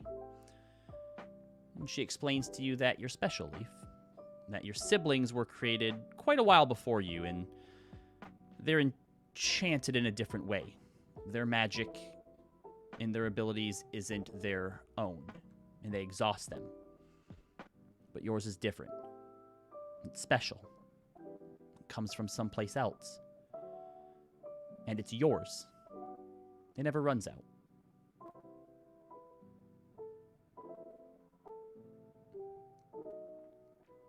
And that's all you get.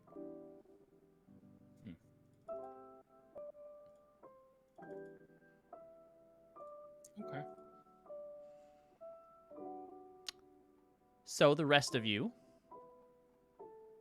bed down for the night. Leo. Your No. dreams. No. No. Your dreams aren't as restful as you would hope.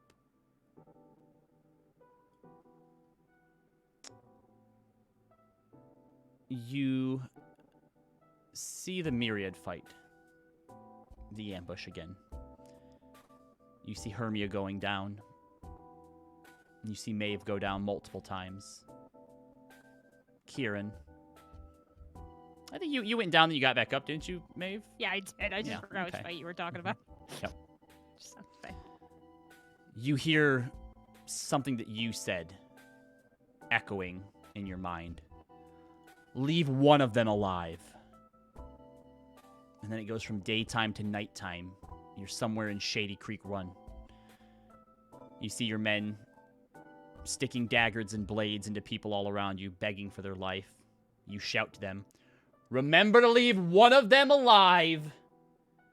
There's a flash. You're in front of a campfire with Steel as he drags a scared young man up before you. "Last one alive, boss. I'm sure you can tell us when the next caravan comes through. I don't know, honestly. I was just hitching a ride. I don't know anything." Aw, come on. No one hitches a ride into Shady Creek for nothing. Please, I swear, don't hurt me.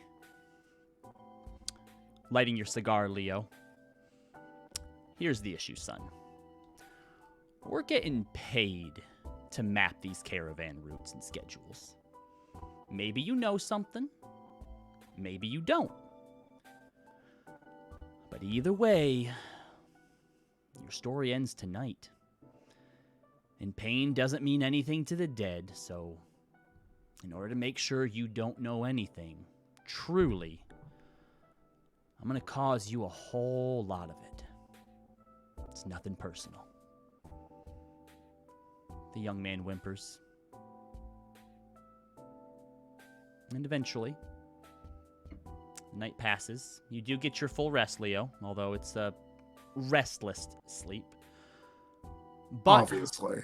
all of you wake up the next day, refreshed and ready to go. As you meet downstairs one by one. Hermia's not gonna wake up for another hour. I better just go. You're not even gonna try? No, I'll try. I'll just kind of tap her. You gonna get up yet? Or you want me to let you sleep? What time is it? And suddenly, from behind you on your bed, Luster leaps over your shoulder and lands right on Hermia and just starts pulling the blankets off. Luster! Oh my gosh, I'm so sorry. And Okay, jumps I'm up. on you and just starts licking you, Hermia. I'm up. Aw, well, he seems to really like you. He wants you to be up and about too. He looks really He's- proud. He would Thank do you, that to me Luster. a lot. Welcome to the club. I give him chin scritches. He He does enjoys love it. Yes, he does. Big fan. 10 out of 10. Huge fan. 10 out of 10 with If Luster is based on Luna, then oh yeah. and Odin. Odin loved the chin scratches. But yeah. All right, I guess we better get going before we find a reason to stay here, huh? Yeah, I'm. Amen to that. Before we head out, Maeve, do you mind if I use it? The stone. Oh, of course. Here you go. She gives a look at how eager you were to hand it over. I'm glad people are using the stone. Yeah. All right. Are you gonna try your sister again? Well, sort of. She'll take the stone and indeed focus on light. And she says, I'm Rosalind Laress. If those names mean anything to you, can we meet? I'm in Allfield, journeying to the Menagerie Coast. Stay safe.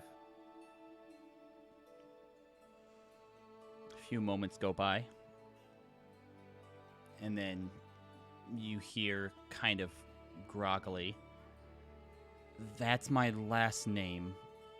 I don't know a Rosalind.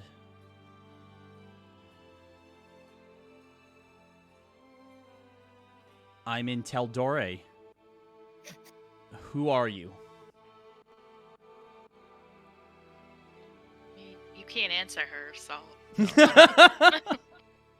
We really need somebody who has a sending spell. Rosalind looks at the group. How far is Taldore? That's where I wanted to go. An not, ocean? Not quite. You want to go to Isilra, to Vasselheim. Oh, well, the same direction. Isn't Teldore the other continent? Yes. Teldore it's not quite the other side of the world, but it's a continent over. So yeah, it's basically going across an ocean. Rosla raises an eyebrow. Well, probably don't need to worry about that. And she hands you the stone, Maeve. Oh, I'm sorry. Huh. No, it's fine. I didn't. I was just, she happened to be on the way, I'd have gone. But Right, yeah. That's too bad. Why wouldn't you just want to go across the ocean if we find the chance?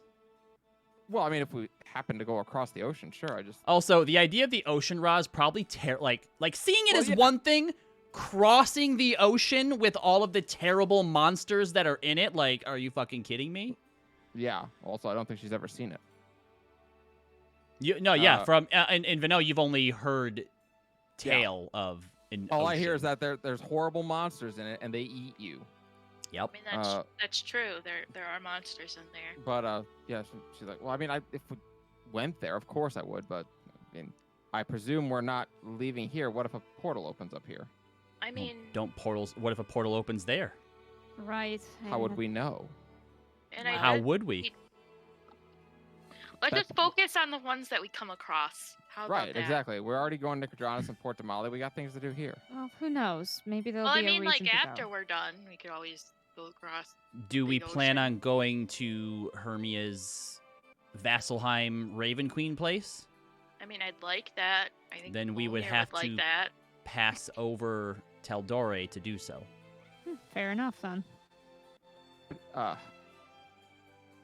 sorry, maybe this is people go to other continents on this world. That's a thing you can do. I've never been, but there are ships for them. By Airships even. Boat or airship, if you have the coin, is going to be the fastest way. Or if you have access to teleportation. That too. She looks a little flabbergasted. Oh, okay. Teleportation. I wonder how much that would cost.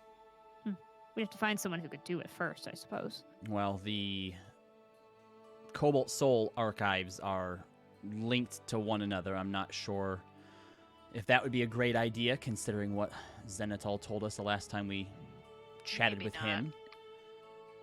Well, if maybe we were not, to be able to but- find someone skilled enough, it's possible, but teleportation circles are also normally highly regulated. Well, don't worry about it from my perspective. If something takes us there, fine, but I'm not trying to get there. We'll see. I know the Cobalt Soul Library in Port de Mali, which is outside of Emperor territory. May not be a bad place to ask. If the Cobalt Soul is looking for us, though, on behalf of Astrid or the King, they still communicate with one another. I suppose. Well, Look, Teldoria is still a big, big place, so, send another message and try to narrow it down. That's okay. Maeve has to contact her boyfriend. no. We can She take time does. for this. But that's only going to take one time. Yeah, it's fine. Don't worry about it. I'll take time for this. It's important. Okay. Shall we? All right. So, as everyone gets together, you round up your horses. Oh, hold on, that's not D20. Yes. Celtic attempts to bite Roz, who's just literally walking past her. What did you do to the horse? The horse hates me. Tempted to speak with animals to ask, but I don't want to use the spell slot. What were you about to say, Leo? I was gonna say, can we top up the keg? Hell yeah. Not no, with what the swill they have here. not with the same stuff, but you. Or could we buy another keg? I suppose you could. Do you want the stuff that you got here? You want a keg of Trost? We're gonna get way more Sure. trust to Fuck trust. it. Yeah. All right, 50 gold for a small keg of it. Oh God. Leaf is going to walk behind Maeve and then tap her on her shoulder to turn her around. And Yes. then Leaf is uncomfortably close to you as you turn around.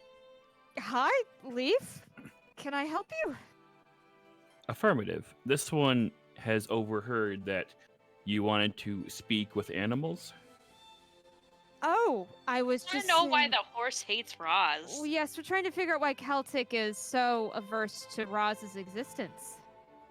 Compliance. And Leaf is going to hold up its ring that it has Oh, right. and cast Speak with Animals through the ring. I forgot about the ring. And Leaf is going to walk over to Celtic? Yep. Celtic, and politely tap it on the shoulder and say, "Query, this one would like to know why you dislike our one of our party members, Rosalind." Pulling y'all around is really boring. I have to keep myself entertained somehow. She's the Why- biggest, toughest among you, and she just lets me do what I want. It's funny. Do I have to punch the horse? Punch our horse? Punching horses. Do me a Leaf- favor. Tell her that she smells funny. Tell her that's the reason why. I don't like her smell. Compliance. Leaf has as much of a 1,000-yard dead stare as Leaf can have, and then stands up. It's already standing. Turns around and says to Rosalind,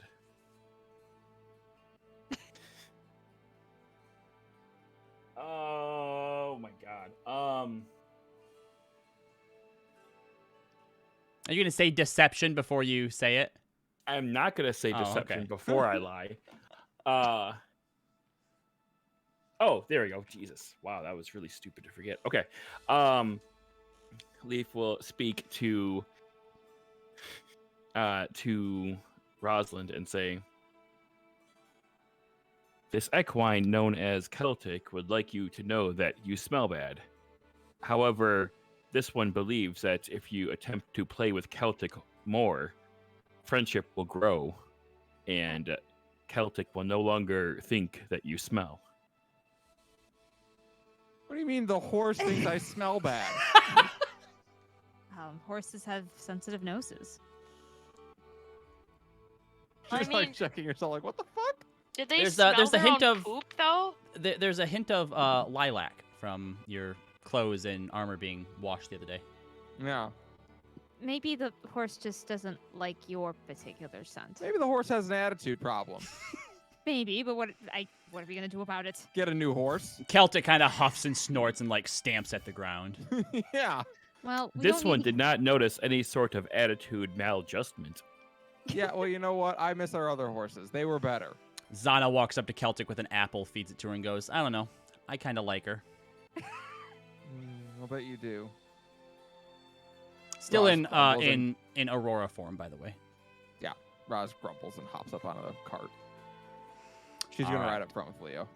All right. Query. Rosalind, would you do you want this one to play a prank on Celtic on your behest? Oh no. Roz gets a look on her face that says very much, I do. But she shakes her head. Is it going to kill No. the horse if you? Yeah, that's It's my prank. concern. No, just don't worry about it. I think there's Celtic- also a moment where Roz is considering it, where she's like, "Am I really gonna let a horse get to me?" Yeah, there's kind of that moment like, I'm not losing a dick waving competition with a horse. I refuse. I don't even want to have one. It's bullshit. Understood. And Leaf slowly places its finger with the ring on it at rest, sheathing the fear spell, only targeting beasts away for now. I knew it. All right, so you all get ready to go and head out of Allfield, back on the road now towards Trustenwald. Ooh. This is going to be interesting. So, leaving Allfield, you can't help but feel a little bit more at peace than you usually do. There are parts of Exandria that are no doubt burning, a civil war potentially brewing in Jorhas, and the lingering knowledge that the architect one day is coming. But amidst all of that, this small little village, sometimes beset by gnolls, still stands, still thrives.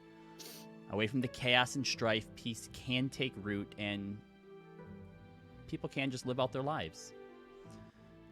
The next 2 days' travel to Trostenwald is in fair weather with no nightmares, no visits from extraplanar fiends. The only ill tidings are Leo's snoring and Luster's farts, which are much worse when he's in his medium form. Now, if there's anything that anybody wants to do within these 2 days, let me know.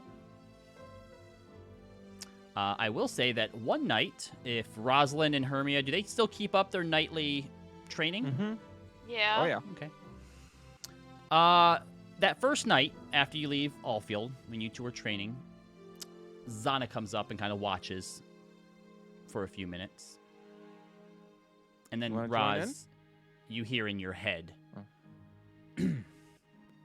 I have something I can teach her. She glances over. Not.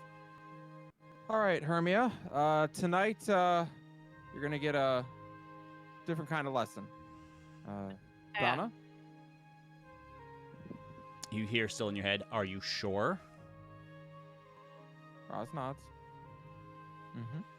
Can you stay? I'm not going anywhere. I'm Okay. not going I to have things to learn too. I'm not going to fight you. There are just some things that Rosalind wouldn't know to teach you. Your sword. You wield it faster than you should be able to. I assume that given its properties, it must weigh next to nothing for you. I mean, that's true. Everything that Rods is teaching you doesn't take that into account. She's all about offense and a hard defense. But watching you, you don't like to be hit. You've been collecting gear to help with that, a softer defense. So try instead, when you come in for the attack, to feint one way, and if your sword is light enough, you should be able to launch into a flourish before your opponent even realizes what you're doing. You can use that time to put some distance between yourself. So if you were fighting in tandem with Roz, it makes your opponent have to choose. Stay and face off against the iron wall, or chase the squishy Fey girl and risk an attack from behind. And if you are willing to learn Hermia and try it out, yes, no? But yeah. Okay. Then she kind of instructs you a little bit more as you are fighting with Rosalind. Make just a straight D20 roll for me. Hey, one sec. Rosalind tries to learn it too, but she's a big girl and it does not work well for her. It's a lot harder. Yeah, once you get momentum going, you can't just like change it on a dime. I got 18. Okay. So as you're kind of practicing this, and Foir kind of starts to realize what you're trying to do and is listening to Zana's instructions as well, you start to notice that as you're doing this, that he becomes like paper thin, or like paper light. Sorry, yeah. Like light as a feather almost, and sort of shifts the weight in a way that makes it easier to sort of turn your attack on a dime in ways that your momentum should not be able to. And when this happens, Roz, you notice as well, even Hermia kind of moves with a bit of an unnatural speed and seems to be sheathed in like a cloak of shadows for a moment. Remind me afterwards, Katie, and you just learned a new cantrip called Elusive Flourish. When you use it, it allows you to make an attack, and then you can move away 5 feet without provoking an attack of opportunity. Fancy. Mhm. Is that an actual spell? That I created for you, it is. Okay. Yep. Cool. Is it possible to learn this power? It And- should be available though in your D&D Beyond, Katie. Yeah, so Okay. you can try to look to see if it'll let you add it. If you can't find it, we'll do it afterwards. Yeah, well, And once you're kind of done with that, Hermia just sort of nods and walks off before you're able to say anything to her. Wait, Hermia does. Sorry, I'm Hermia. Zana does. Well, yeah, well, she turned into you halfway through, so. Oh, that makes sense. Fair enough. Did anybody... Well, no, this would have been the first day, so nobody would have needed to use the sending stone for that first day. Did anybody want to use the sending stone on the second day, though? Raza glanced at you. Did you message your boyfriend? What? Of course not. Do you want it? What? You're not getting away from this forever. Oh, it's fine. You can use it. Other people need to use it. I've been hogging it. Very well. I could call your boyfriend. Nope. There's no need. Oh, Roz looks at the setting stone and definitely thinks about it for a moment, but shakes No, her head eventually. bad idea. Yeah, no. Thank you, Hermia. Thank right. you. Not necessary. Already been bothered enough. You can You'll use do it when she's ready. Thank you. Thank you. Fair enough. Appreciate it. Or never, because bottling up your feelings is a valid mode of defense mechanism. Leaf. I mean, that's true, Leaf, but also she can do it when she's ready. It's her decision. Mm-hmm. So one more time, Roz will think about her sister and say, and she really kind of struggles with this one, but she nods. My mother's name is Evelyn Larest. I am looking for Cora and Celine Larest. Where would I find them on Taldore?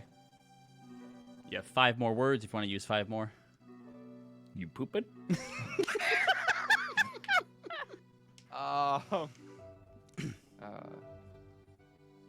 then she'll finish with "Nice to meet you." Okay. You hear back pretty quickly this time. I am Celine. Cora is my sister, but our mother had no other children.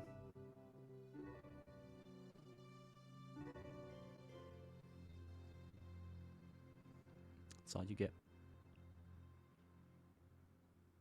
She seems to think about it for a long moment. Kind of has a moment of like, yeah, what did you expect? You hear light in your head. It doesn't seem like the Fleshcrafter got to them in this world. No, it doesn't seem like it, which means no me. You knew that already, though.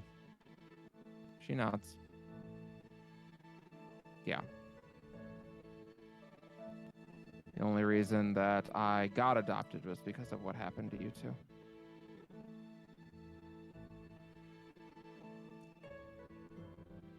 Despite the fact that this world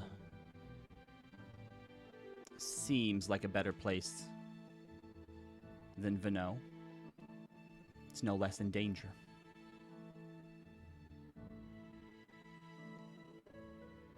And you were brought here to save them.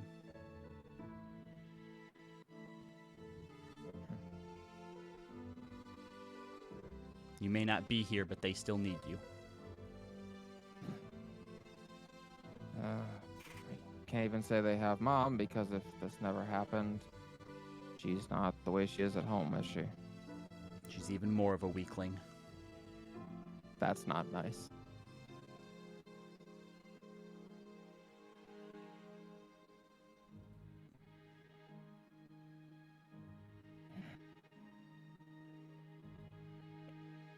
I'll think about it.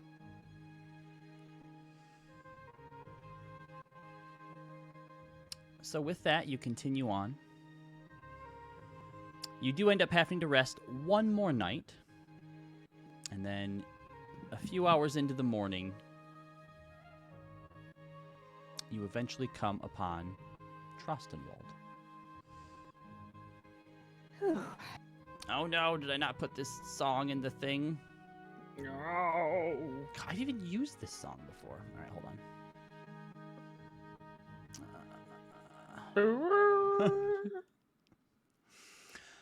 Bordered by the blue waters of the Ustalok from the east side and by the Amber Road from the west, Trostenwald is most notable for its unique strain of grain and wheat, which led to a boom in breweries around the turn of the century, creating a uniquely sweet ale known commonly as Trosts.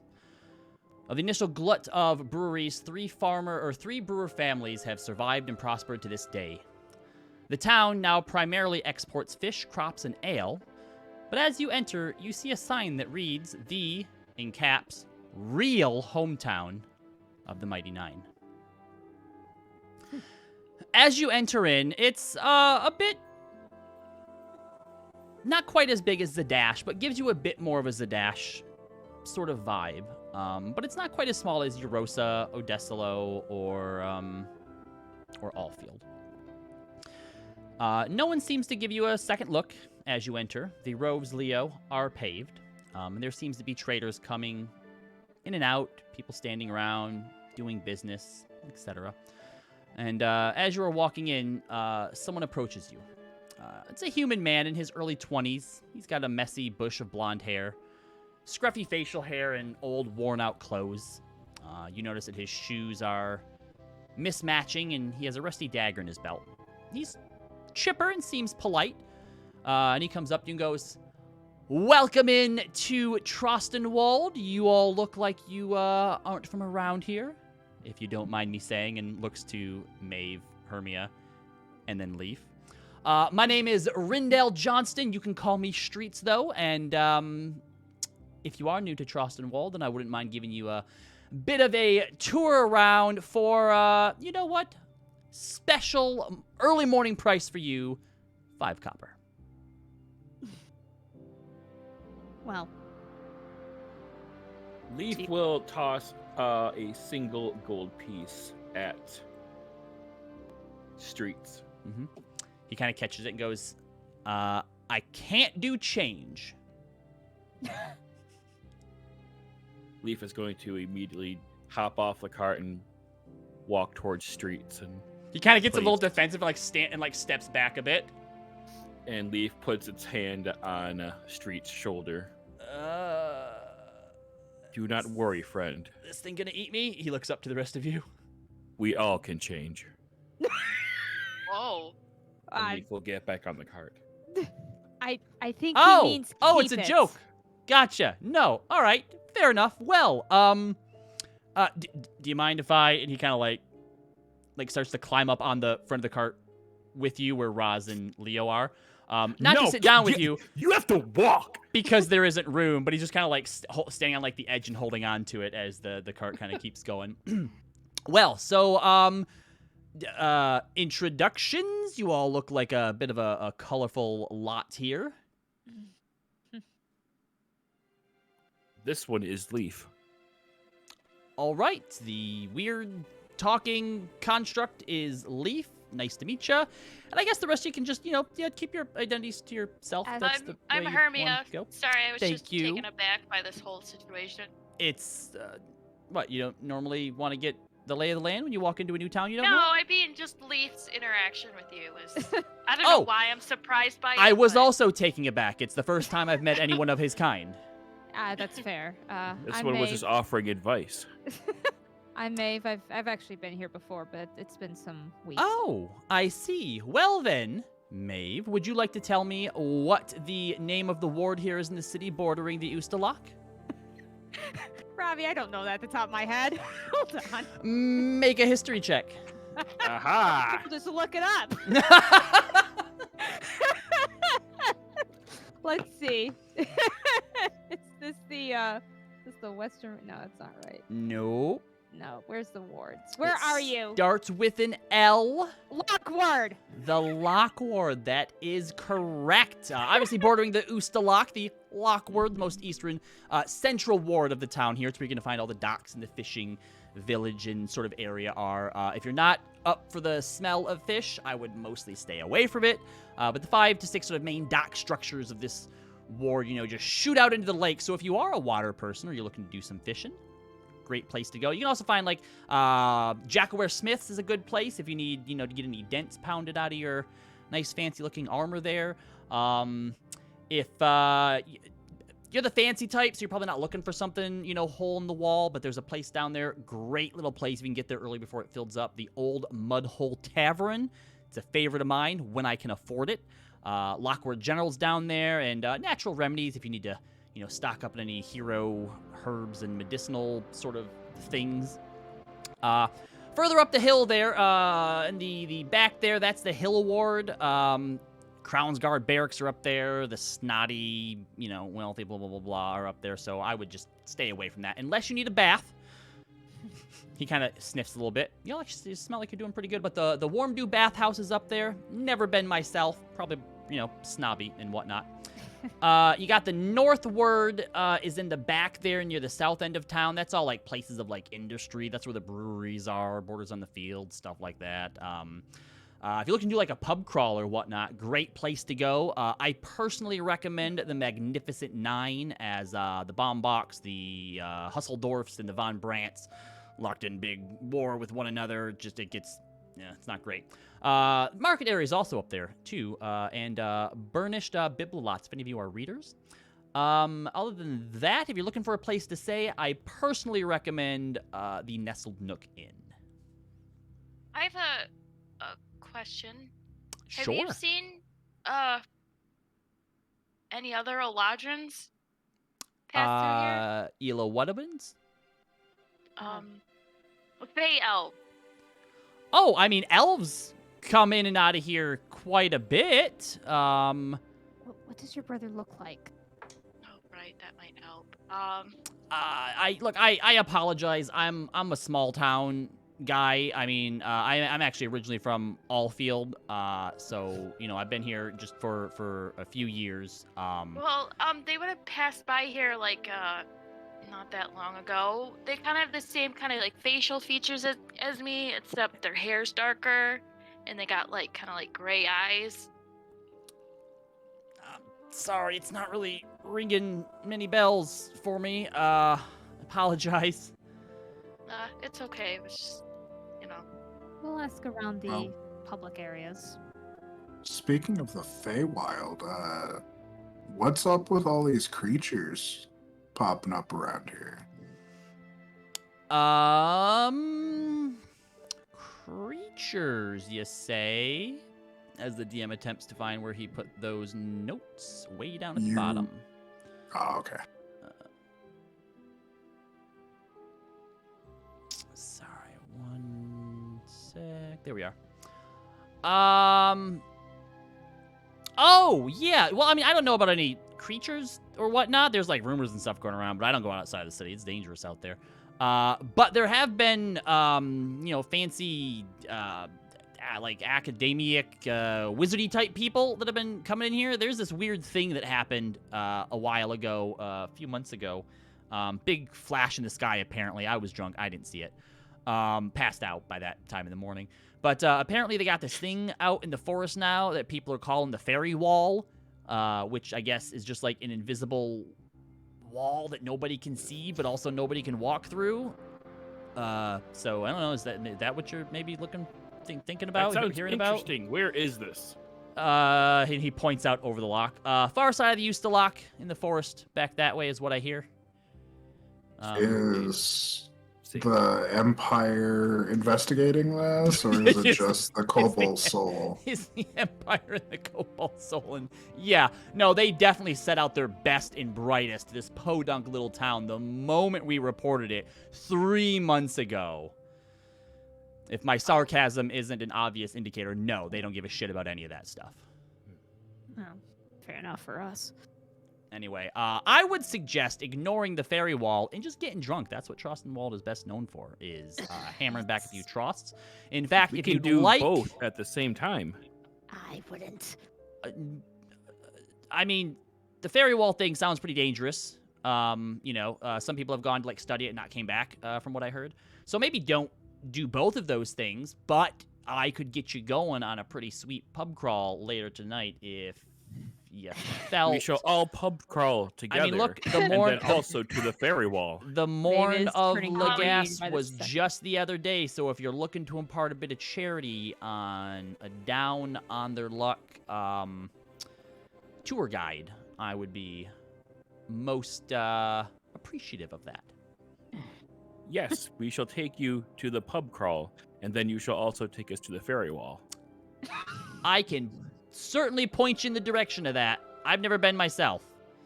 I feel like we should probably avoid it. Like, what if I get stuck back home, guys? I don't want to leave. I mean, look, if you want more information, you should probably take it up with one of the, head sort of honchos here. There's the Watchmaster, or if you're feeling particularly spicy, you could always try and get a chat in with the Lawmaster as well. Both of them would probably have... I guess that makes sense. You got weapons and stuff, so you probably came looking for things like that to try and gnash their teeth and eat you. And that Leaf is now that gonna I'm thinking about it, hold it up- makes more sense. Leaf is going to hold up 9 coins in a little grass basket and give it to Streets and say, please take us around town and show us to all these places. It would be my absolute pleasure. And he takes it from you and kind of tries to nuzzle himself down in between Roz and Leo up front, and it's a bit of a tight squeeze. He's just excuse me if you don't mind, I can just get right in here. You could just get out and get in the back. There's some Trostenwald ale back there if you want some. Well, Might if you loosen want up a little me, bit. if you want me to point stuff out, I need to be up here to show you which way to go, and then tell you about things as we go by them. I don't normally get to ride in style like this. It's normally just kind of walking and trying to keep all the no offense. I not that have this a is solution, you. Mr. Streets. Sure. Leaf is going to turn into a horse leaf using wild shape and get Streets to get on my back. Okay. He looks to Rosalind. He's not going to eat me, right? The weird Yes, flappy try to, head yeah. doesn't eat anything unless we tell him to, so... All right. And he's going to jump up on you then, Leaf. And for as long as you guys entertain him up to, we'll say, sort of like maybe an hour, hour and a half. He kind of takes you through, certain parts of the city, kind of pointing things out. Takes you by each of the breweries. Maeve seems to know a little more than you'd think about some of the breweries. Yeah. Throughout, Maeve's definitely like, when you go on like tour guides, there's always that one person who's like, oh, like they know little like facts and little like random things. It's Yeah. definitely Maeve, sort of in this case here. I'm going to request Streets to tell us about why Trostenwald thinks that it is the hometown of the Mighty Nine. It has nothing to do with thinking if we are the hometown of the Mighty Nine. Why? Okay? Now look, when I was in Allfield, all right? Yes, they are the hometown of the Mighty Nine. They Oh God. they were technically where the Mighty Nine chose their name. So they became the Mighty Nine after they fended off a Knoll attack. However, they first came together here in Trostenwald in the Nestled Nook Inn before fighting off some demon toad out on the Oostalak and then running some weird demon-y circus that summoned it where a bunch of people died. Tragic, very sad. Off. So, depending on how you look at it, it could be either or, but they came together and forged bonds of friendship here. Yes, but in Allfield, I was there first, and they had a sign that's indicated as such. They indicate that they are the hometown, but we have a sign that says we are the real hometown. Oh, understood. Hmm. When this one returns to Allfield, this one will let Set them know. straight. Yep, you do that. Appreciate it. I thought he couldn't talk as in wild shape. Nay. Also, I wanted to talk while I'm carrying. We'll say that this happens right at the end of the tour as your wild shape runs out. I don't know how long your wild shape is. I'm assuming it's 3 hours? 3 hours right now? Well, it's been about an hour and a half, so. Roz, by the end of it, is like half asleep. She's like, this has been the longest tour ever. Yep. And you end right outside the Nestled Nook. In fact, the Nestled Nook is where it all started. They all met inside here, and points out the Magnificent Nine Brewery next to it. So anyway, if you're gonna go on this, pub crawl later, what time? And I can meet you, and we can hang out. That would be wonderful. Also, and Leaf is going to hold up a wicker bag filled with 40 gold in it Oh my gosh. and say, will you take us on a tour to the fairy wall as well? No. As much money as that is, and would definitely get me back on my feet and allow me to buy real clothes. I can't use it if I'm dead. This one can bring you back to life. Leave. He looks to the rest of you like, is he serious? Leave. Let's Yeah, he can within 10 minutes of you like dying. We could try it out now. Which kidney do you want? Let's not scare the tour guide, please. Let's just maybe get settled and we can make some decisions of what to do. Yes, second All right. chances. Well, I'm gonna go back and see if I can't find anybody else who needs some tours as they're coming into town. So if you want to find me, you can find me there. But no dying and coming back to life stuff. Wait, Streets. Leaf is going to turn to Maeve and say, and shit, I forgot what's the name of this town? In Trostenwald, it is customary to tip the tour guide afterwards. It and is kinda, You customary. tipped him already? Yep. So I've heard much that. I've money. heard that. Mm-hmm. I'm gonna look to Leaf with a very tired sigh. And take one of the 40 gold in his basket. And Oh, take no, one not gold my and- goal. Fine. She will flick him a gold piece from the pack. And she will look at Leaf and go, "You get the one." Much obliged. Because I don't want to try splitting up silver pieces. Damn it. Why So not copper? Nope. Or next you're gonna ask about Electrum. Sorry.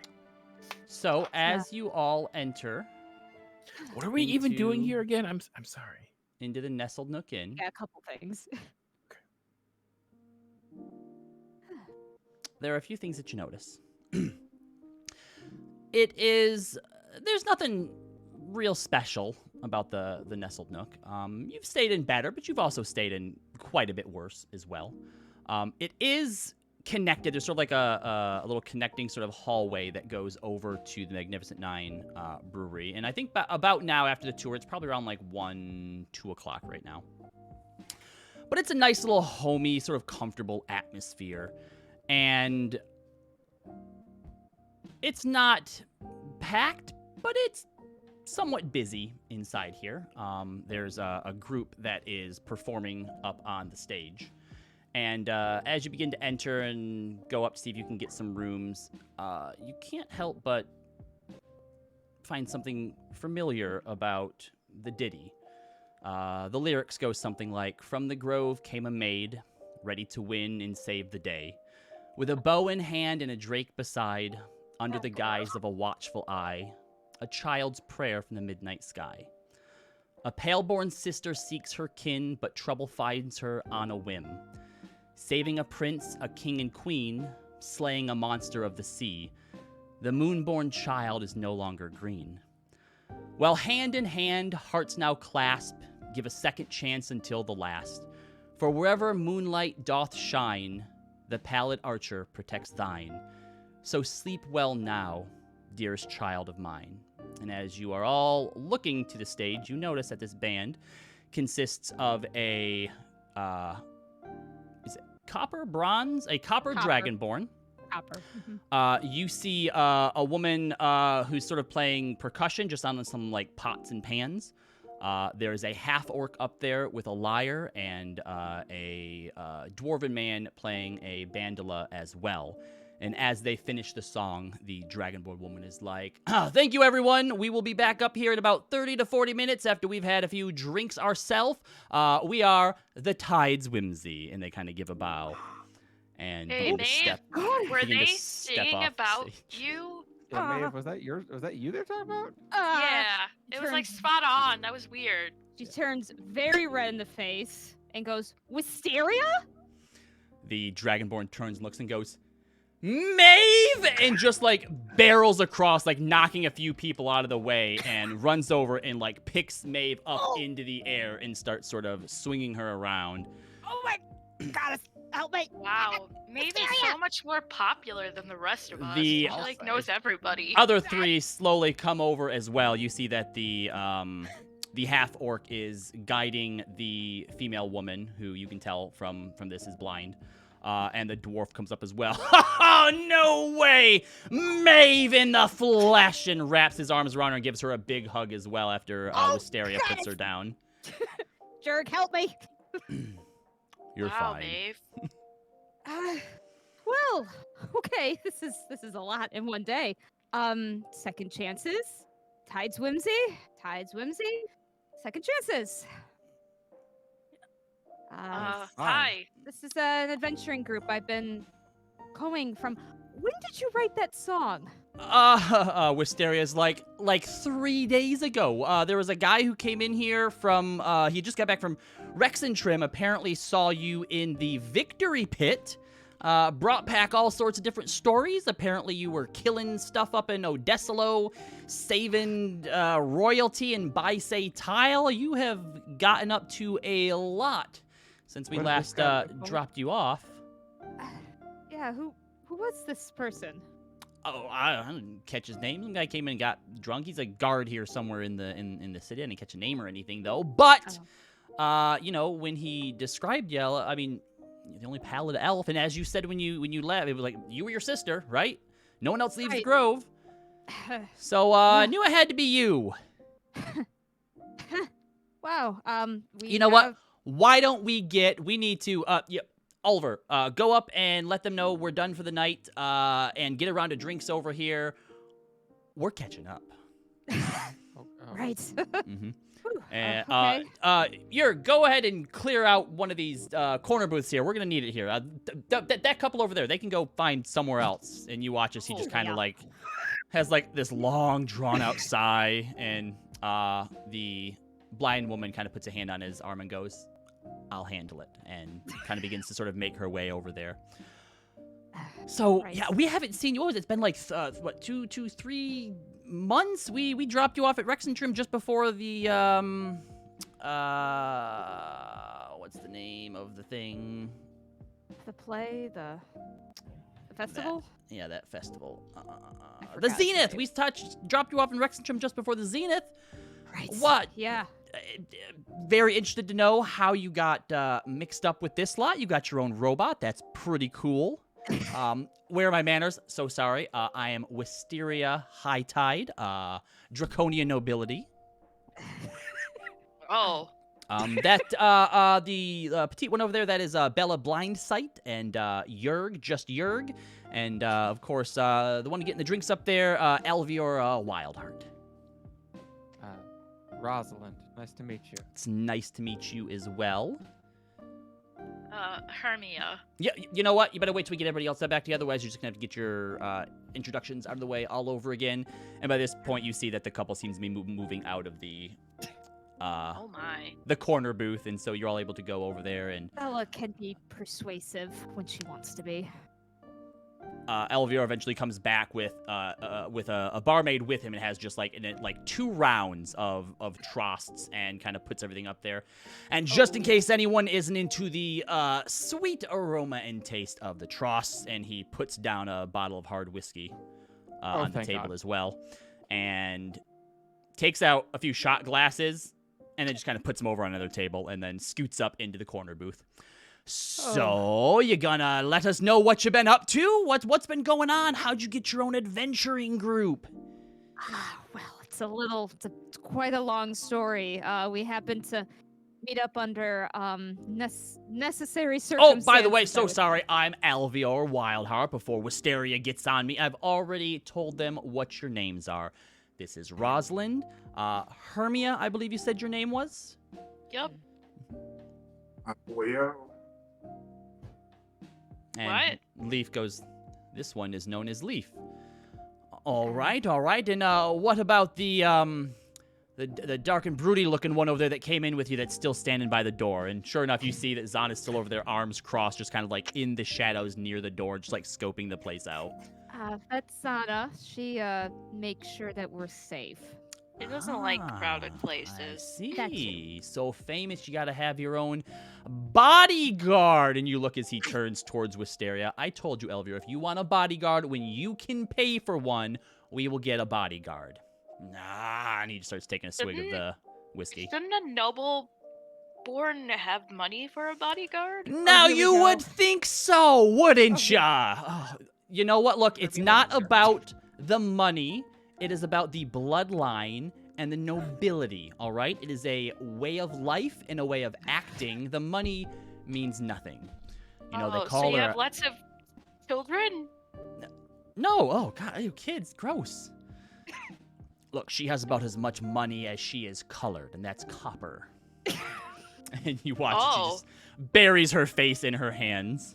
That makes sense. Thank you. I'm sorry, Wisteria. I see we're doing this again. They never let me live it down. They never will, not as long as you have them around. Yep. Don't worry, when I make it big one day, I'll cash probably just Alvar in for a better version. No, you ain't gonna find anyone plays the bandola better than I do, and you know it. Indeed. Yes. I guess I should tell everybody. Wisteria is the voice, sometimes the pan flute. Alvior plays the bandola. Jurg plays the lyre, and Bella makes the most creative percussion instruments I've ever seen in my life. And just kind of going like through each of them. Alvior is very much like your traditional dwarf. Like you feel like you've seen one of these every time that you go in, or you know, one of him every time you go into a tavern. Jurg, half orc. Wow, racist. Very kind of like gentle giant looking. Like he's very sort of like the biggest among them, probably about your size, Roz. But is very sort of like withdrawn and sort of just like guarded isn't quite the right word, but just very big guy of sort of little words essentially. Bella, shorter, sort of petite, very sort of unassuming, kind of girl next doorish. Eyes are kind of misted over though, being blinded. And Wisteria is a copper dragonborn that seems to dress just a little bit more fancy than sort of the rest of them do. Mm-hmm. But yeah, we came under some circumstances, and well, we've been sort of called on a mission ever since. So A mission? Just there's just some things happening in the world, and we're trying to track it down, so to speak. We're on a mission from God. I was just thinking that. So, did you ever find your sister then?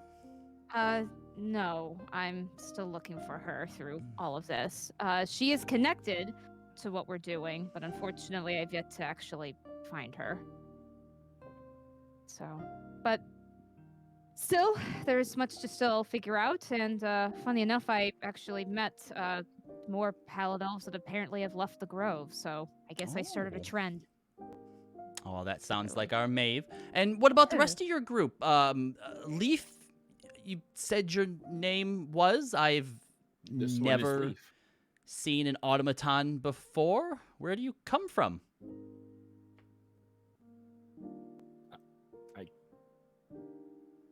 Where? I don't know. Where was I? Desolo? You know that you are somewhere from the Menagerie Coast from some of your recent memories. Oh, this one is from the Menagerie Coast. Well, we are not quite on our way back down there. We have a few more weeks here in Trostonwall. We've been making some good money and haven't been able to find anyone willing to pay us to take them that way. But eventually, when we get back on the road, that's the way that we're gonna go. Are we going that way? Somewhat, yeah. Yeah, we'll be heading How down. fortuitous! We are also going in that direction. Do you wish to travel together? Alvior goes, "Do you wish to pay us to protect you?" Alvior, you What? That's how we make our coin. And like Wisteria just said, we're making pretty good coin performing unless someone's gonna give us more money to take them someplace. Unfortunately, much to do keep you roofs over require? our head. How much Leaf, we we got? don't need bodyguards. Like I said, we guard ourselves, Leaf. leave Yeah. your Bella goes, One thing we're particularly good at. Al, I'm pretty sure that Yeah. Roz's arms are bigger than your head. They'll be fine. I look at Belle like, how does she know these things? I mean, if I'm off, I feel like I'm pretty on with that, but if you don't mind me checking to confirm. Roz offers her arm. Okay. Oh, Bella kind She of flexes reaches it. out, and you got to put the arm in there, and she goes, "Yep, just what I thought." And it kind of lingers there for a minute as she just kind of like feels her hands like along your biceps. Mhm. Roz winks. And then Yerg just kind of pulls her hand back, goes, "That's enough, Bella." And he also looks to you and goes, "She can't see you wink." Shrugs. Oh boy. He hasn't changed, I see. Roz takes a big shot of whiskey. Yeah, so it sounds like you guys have been quite successful here then. I mean, no more than what we usually have, but our new song has been quite the hit. Oh, that is quite embarrassing. Very nice song. It was quite the shock to walk into. Will confess. So as you kind of, chat with them a little bit, there's a few drinks that go around. You don't have to pay for any of them, and neither do they, as people from just sort of around the Nestled Nook seem to be buying rounds here and there. Alvior definitely goes and gets some more of the hard stuff as the whiskey eventually comes out, and eventually Wistaria's like, all right, game time. We have to know, because we have a few for ourselves as well. Do you have any good embarrassing stories of Miss Maeve here since traveling with her? No. We're not doing this. We're not Oh, we are doing this. We are. I hate you, Assyria. I'll tell you what. One of the very first nights that I knew Maeve, we were on our way up to Odessalo. She met a lovely man. Oh my gosh. Oh my goodness. God, tell Mhm. me, please. They spent they woke up together in the morning. What? What? That's not how that Last. went. They were still together in the morning. Maeve, you told us that you were terrible with people, despite the fact that like your whole, people are like love children or whatnot. No, You no, said you had one boyfriend that you left. he appears in her room all the time. Oh, you need to be very specific. Wait, that the is not... the one that you left in the There Pallid we go. Grove? No, No, that's a different one. no. Oh, God, help me. You No. fox. No, it's not like that. We're not together like that. We're just talking. Well, that's more than Roz. you were able to do with us. Don't That's a good remind one. me. That's a good one. Okay, I got one. All right. So Maeve is obviously a child of the moon, right? So she kept that from us for a while because she knew they were banned in the Empire. But I mean, look at her. She's got moons all over her garb, that pendant that she wears sometimes. So we're leaving Allfield on our way to Rexentrim. And after more than 3 weeks traveling together at this point, Alvior here blurts out within earshot of the guards, "Oh, Maeve, are you a moon?" And the look on Maeve's face, if you think she's pale now. And the guards look over at her like they're waiting for her to answer too, and she's at a complete loss for words. Just like she is right now. Look at her. So I have to run over like, "I'm so sorry, guardsman. Please ignore my brother, adopted, obviously. He's a bit touched, and the elf is a mute. Anyway, we've got to be on our way." Poor Alvior was apologizing for days. "I said I was sorry, and I'll say it again. Maeve, I'm sorry." It's fine. I just didn't know what to do. I was warned I could be killed on sight. You know, normal They're not going things. to kill you on sight, but they'll throw you in prison probably, or fine you. Oh, okay. for Yeah, it. pleasant. Very pleasant. Does anyone else have any good Maeve stories? Oh, God, no. Please, no. I do not. Ross puts her hand up again. Ross, no! Another one. This one is our favorite. Please, go ahead. The first day that I met Maeve. In fact, First day? it was not even. It must have been 5 minutes after I met her. We 5 were minutes? faced off in a cave against these terrible beasts. What? And Maeve, being the brilliant archer that she is, Oh. stands up and proudly proclaims, "Get down, I'll protect you," and fires her arrow. I duck, and it whizzes not less than an inch past my head before clanging off the wall. I said I was sorry. It was the first time I was nervous. I That was the suppose first it time I could have met been her. worse. Bella raises her hand. "So no one knows about this, Maeve. Bless her What? heart. I'm so sorry what I'm about to do." What are you? What So she doesn't even know that I know, but after we passed through the Wuyan gate, we were camping out one night, and I had given Lester a bit more bacon than I should have at dinner. He couldn't eat it all, and so he must have stashed the rest in Maeve's tent. She had thrown her armor and clothes over it, and in the morning, because they smelled like bacon, he took off with half of them. She was running around in her breeches and small clothes trying to catch him. I was the only one up, but don't worry, Maeve. I didn't see anything. Would you have preferred I had said something or let you live blindly in ignorance? I don't think this seems a lot worse. Ugh. Your Why was goes, the bacon there? I have one. Don't So, you dare. I get a lot of attention from would-be suitors. A lot of women are drawn to my size, I guess, but often than not, I've been at fault for not watching my step or where I sit and crushing stuff. Food, mostly. Alvier goes, "My bandula once." So everyone likes to tease me about it, and Maeve did so just one time. And then that night, after getting a bunch of flowers from some lovely fans, Maeve wasn't paying attention and sat on them. I'm sorry. Never got a tease from her again after that. You have any more, Roz? Or any of your other friends want to share anything? I'm sure Zana would have one. Zana's not. She's still over by the door. Oh. Zana's not here. Thank the goddess. All right, so I guess it's my turn now then. Oh no. No. Aye, so Apparently, Pallid Elf Hooch ain't as sweet as we have around the coast in the Empire. Mostly brewed from mushrooms and lichen, from what I remember Maeve telling me. And Maeve's not a big drinker, but when your options are as short a list as shrooms and moss, I don't blame you, Maeve.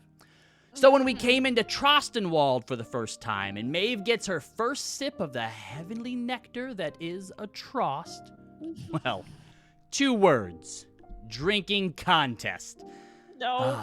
Those No, are no, no, no, memories I'll never forget twice. And Wisteria goes, neither of you even remembered that night. Aye, that's why I said I'll never forget twice. Yeah, there's a blackout period, and neither of you could tell me what happened without breaking into tears laughing, so. Yeah, this day. and all of them kind of break out laughing themselves. Ugh. Like I may have mentioned before, I have done the drinking bar hopping, so it's nice. Aye, it's definitely something you should do at least once before you leave. You got to get the full Trostenwald experience. I'm just gonna be very mindful now that I've learned my lesson. So as you continue sort of drinking, catch up for the night, eventually you are able to get some rooms. There's only 3 available at this time, so people will have to bunk up. I can stay with Zana. Okay. I'll stay with Leo. All right. Not me! No one wants to stay with me! I was gonna give you to be able to stay with Hermia so that you guys didn't have to deal with stay Zana. with Hermia, but I'm like, I feel bad. Leo always has to be by himself. I'm an old man who he's an old reads the man. I feel bad newspaper. for him. Yeah. So Hermia. you can either stay with Leaf or by yourself if Leaf just goes outside. Actually, I like to think that Hermia's like, well, who's going to stay with me as she looks to Leaf? And Leaf just walks outside. Wow, you guys are mean! I'm sorry. I was just trying to keep from Hermia and Ross having to bunk with Zana. Uh-huh. Alvior calls from across the place.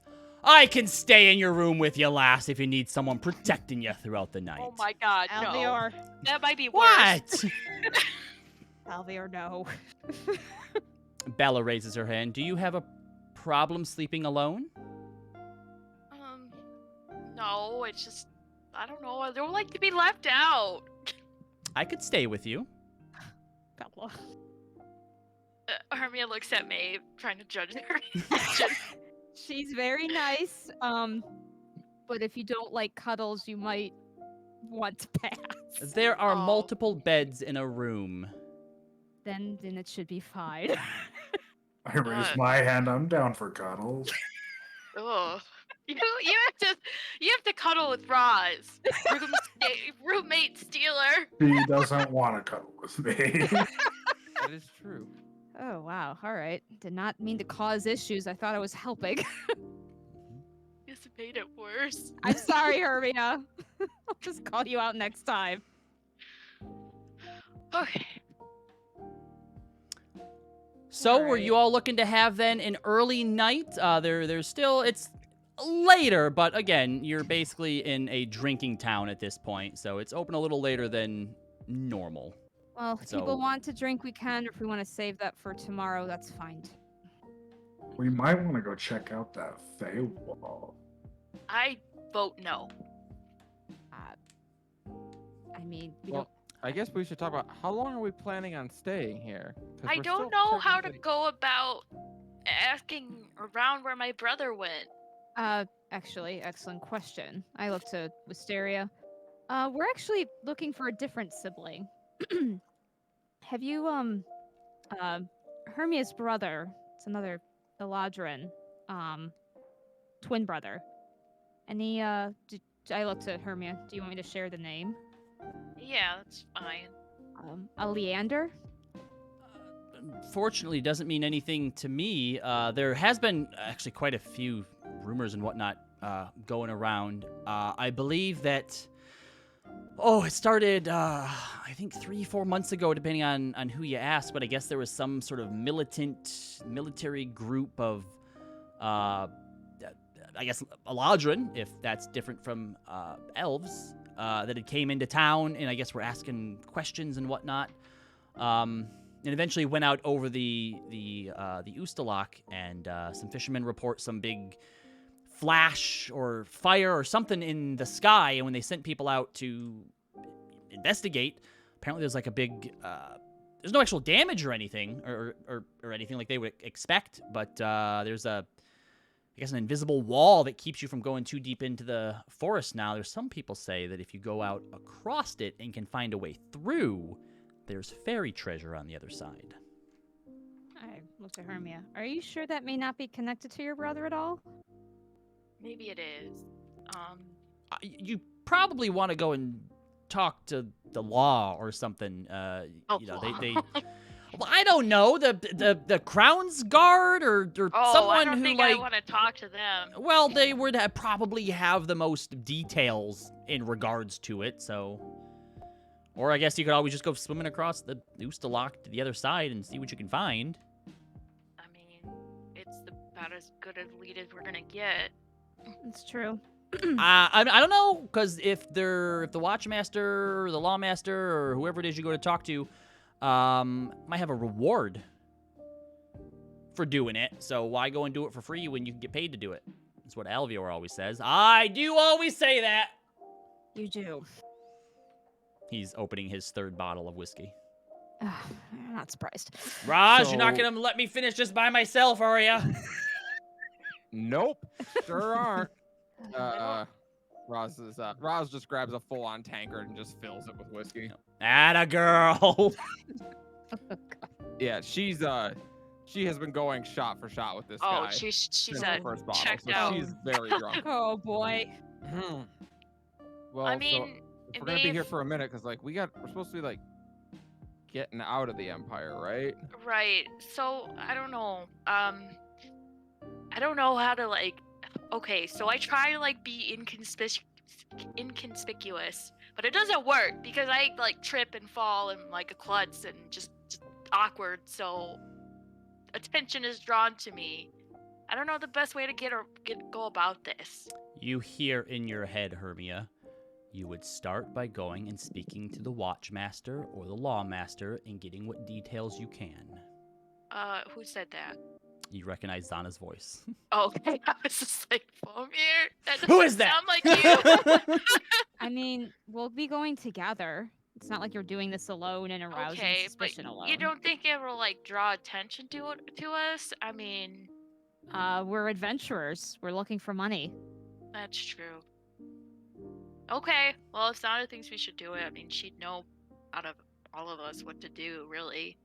I think we should talk to them tomorrow morning. See if Yeah, they're we probably can find out. asleep or drunk. Yes. now. Yes, probably drunk. Then we can check it out, see what we can find out, and I don't know, take the evening and see the other bars. Gambling, dancing, I know which one you need for which.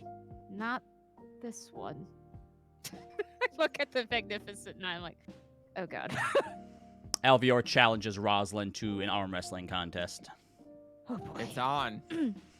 You slam his arm down so hard he like falls out of his seat onto the ground. Roz! Roz stands up, both hands over her head. She's like celebrating the win. Oh boy. Alvior, is this a good time to remind you that you don't have the same muscles that you say your dwarven brethren do? I'm just not enough drinking yet. And he Oh gets boy. back That's up true. and grabs Not the enough drinking whiskey and starts chugging it down. Will you be joining us, Sana? These are, this is a band that, accompanied me to Rexentrum. I've heard. Would you like to sit? No, I'm fine. She looks for a chair. Just pulls it out. And you sort of turn around looking for one, and you find a table of people kind of have a few extra chairs. Like, yeah, sure. So as you pull it back and push it over, you look, and you see Zana heading upstairs. I tried. You tried. She'll get it figured out. Don't worry, mate. Thank you, drunk Roz of Wisdom. She laughs. Ah, drunk Roz of Wisdom. That's a good nickname. Alvior is like, Yerg, you arm wrestler. I got 15 gold on Roz. Whoa. And Bella goes. That is more money than I have in my entire wallet. Bella goes, I'll take that bet, and slides 15 gold onto the table as well. All right, Yerg. He kind of looks a Just little. Yerg, right? Yerg, just Yerg. Got it. Just Yerg. And he kind of looks a little like apprehensive, like, I don't want to do this. He comes and puts his arm down. All right. He's a half orc, you said? Yep. He's That's he's about your size. Yeah. So Rosalind does see, big half orc and sits down. She stretches her arm out a little bit.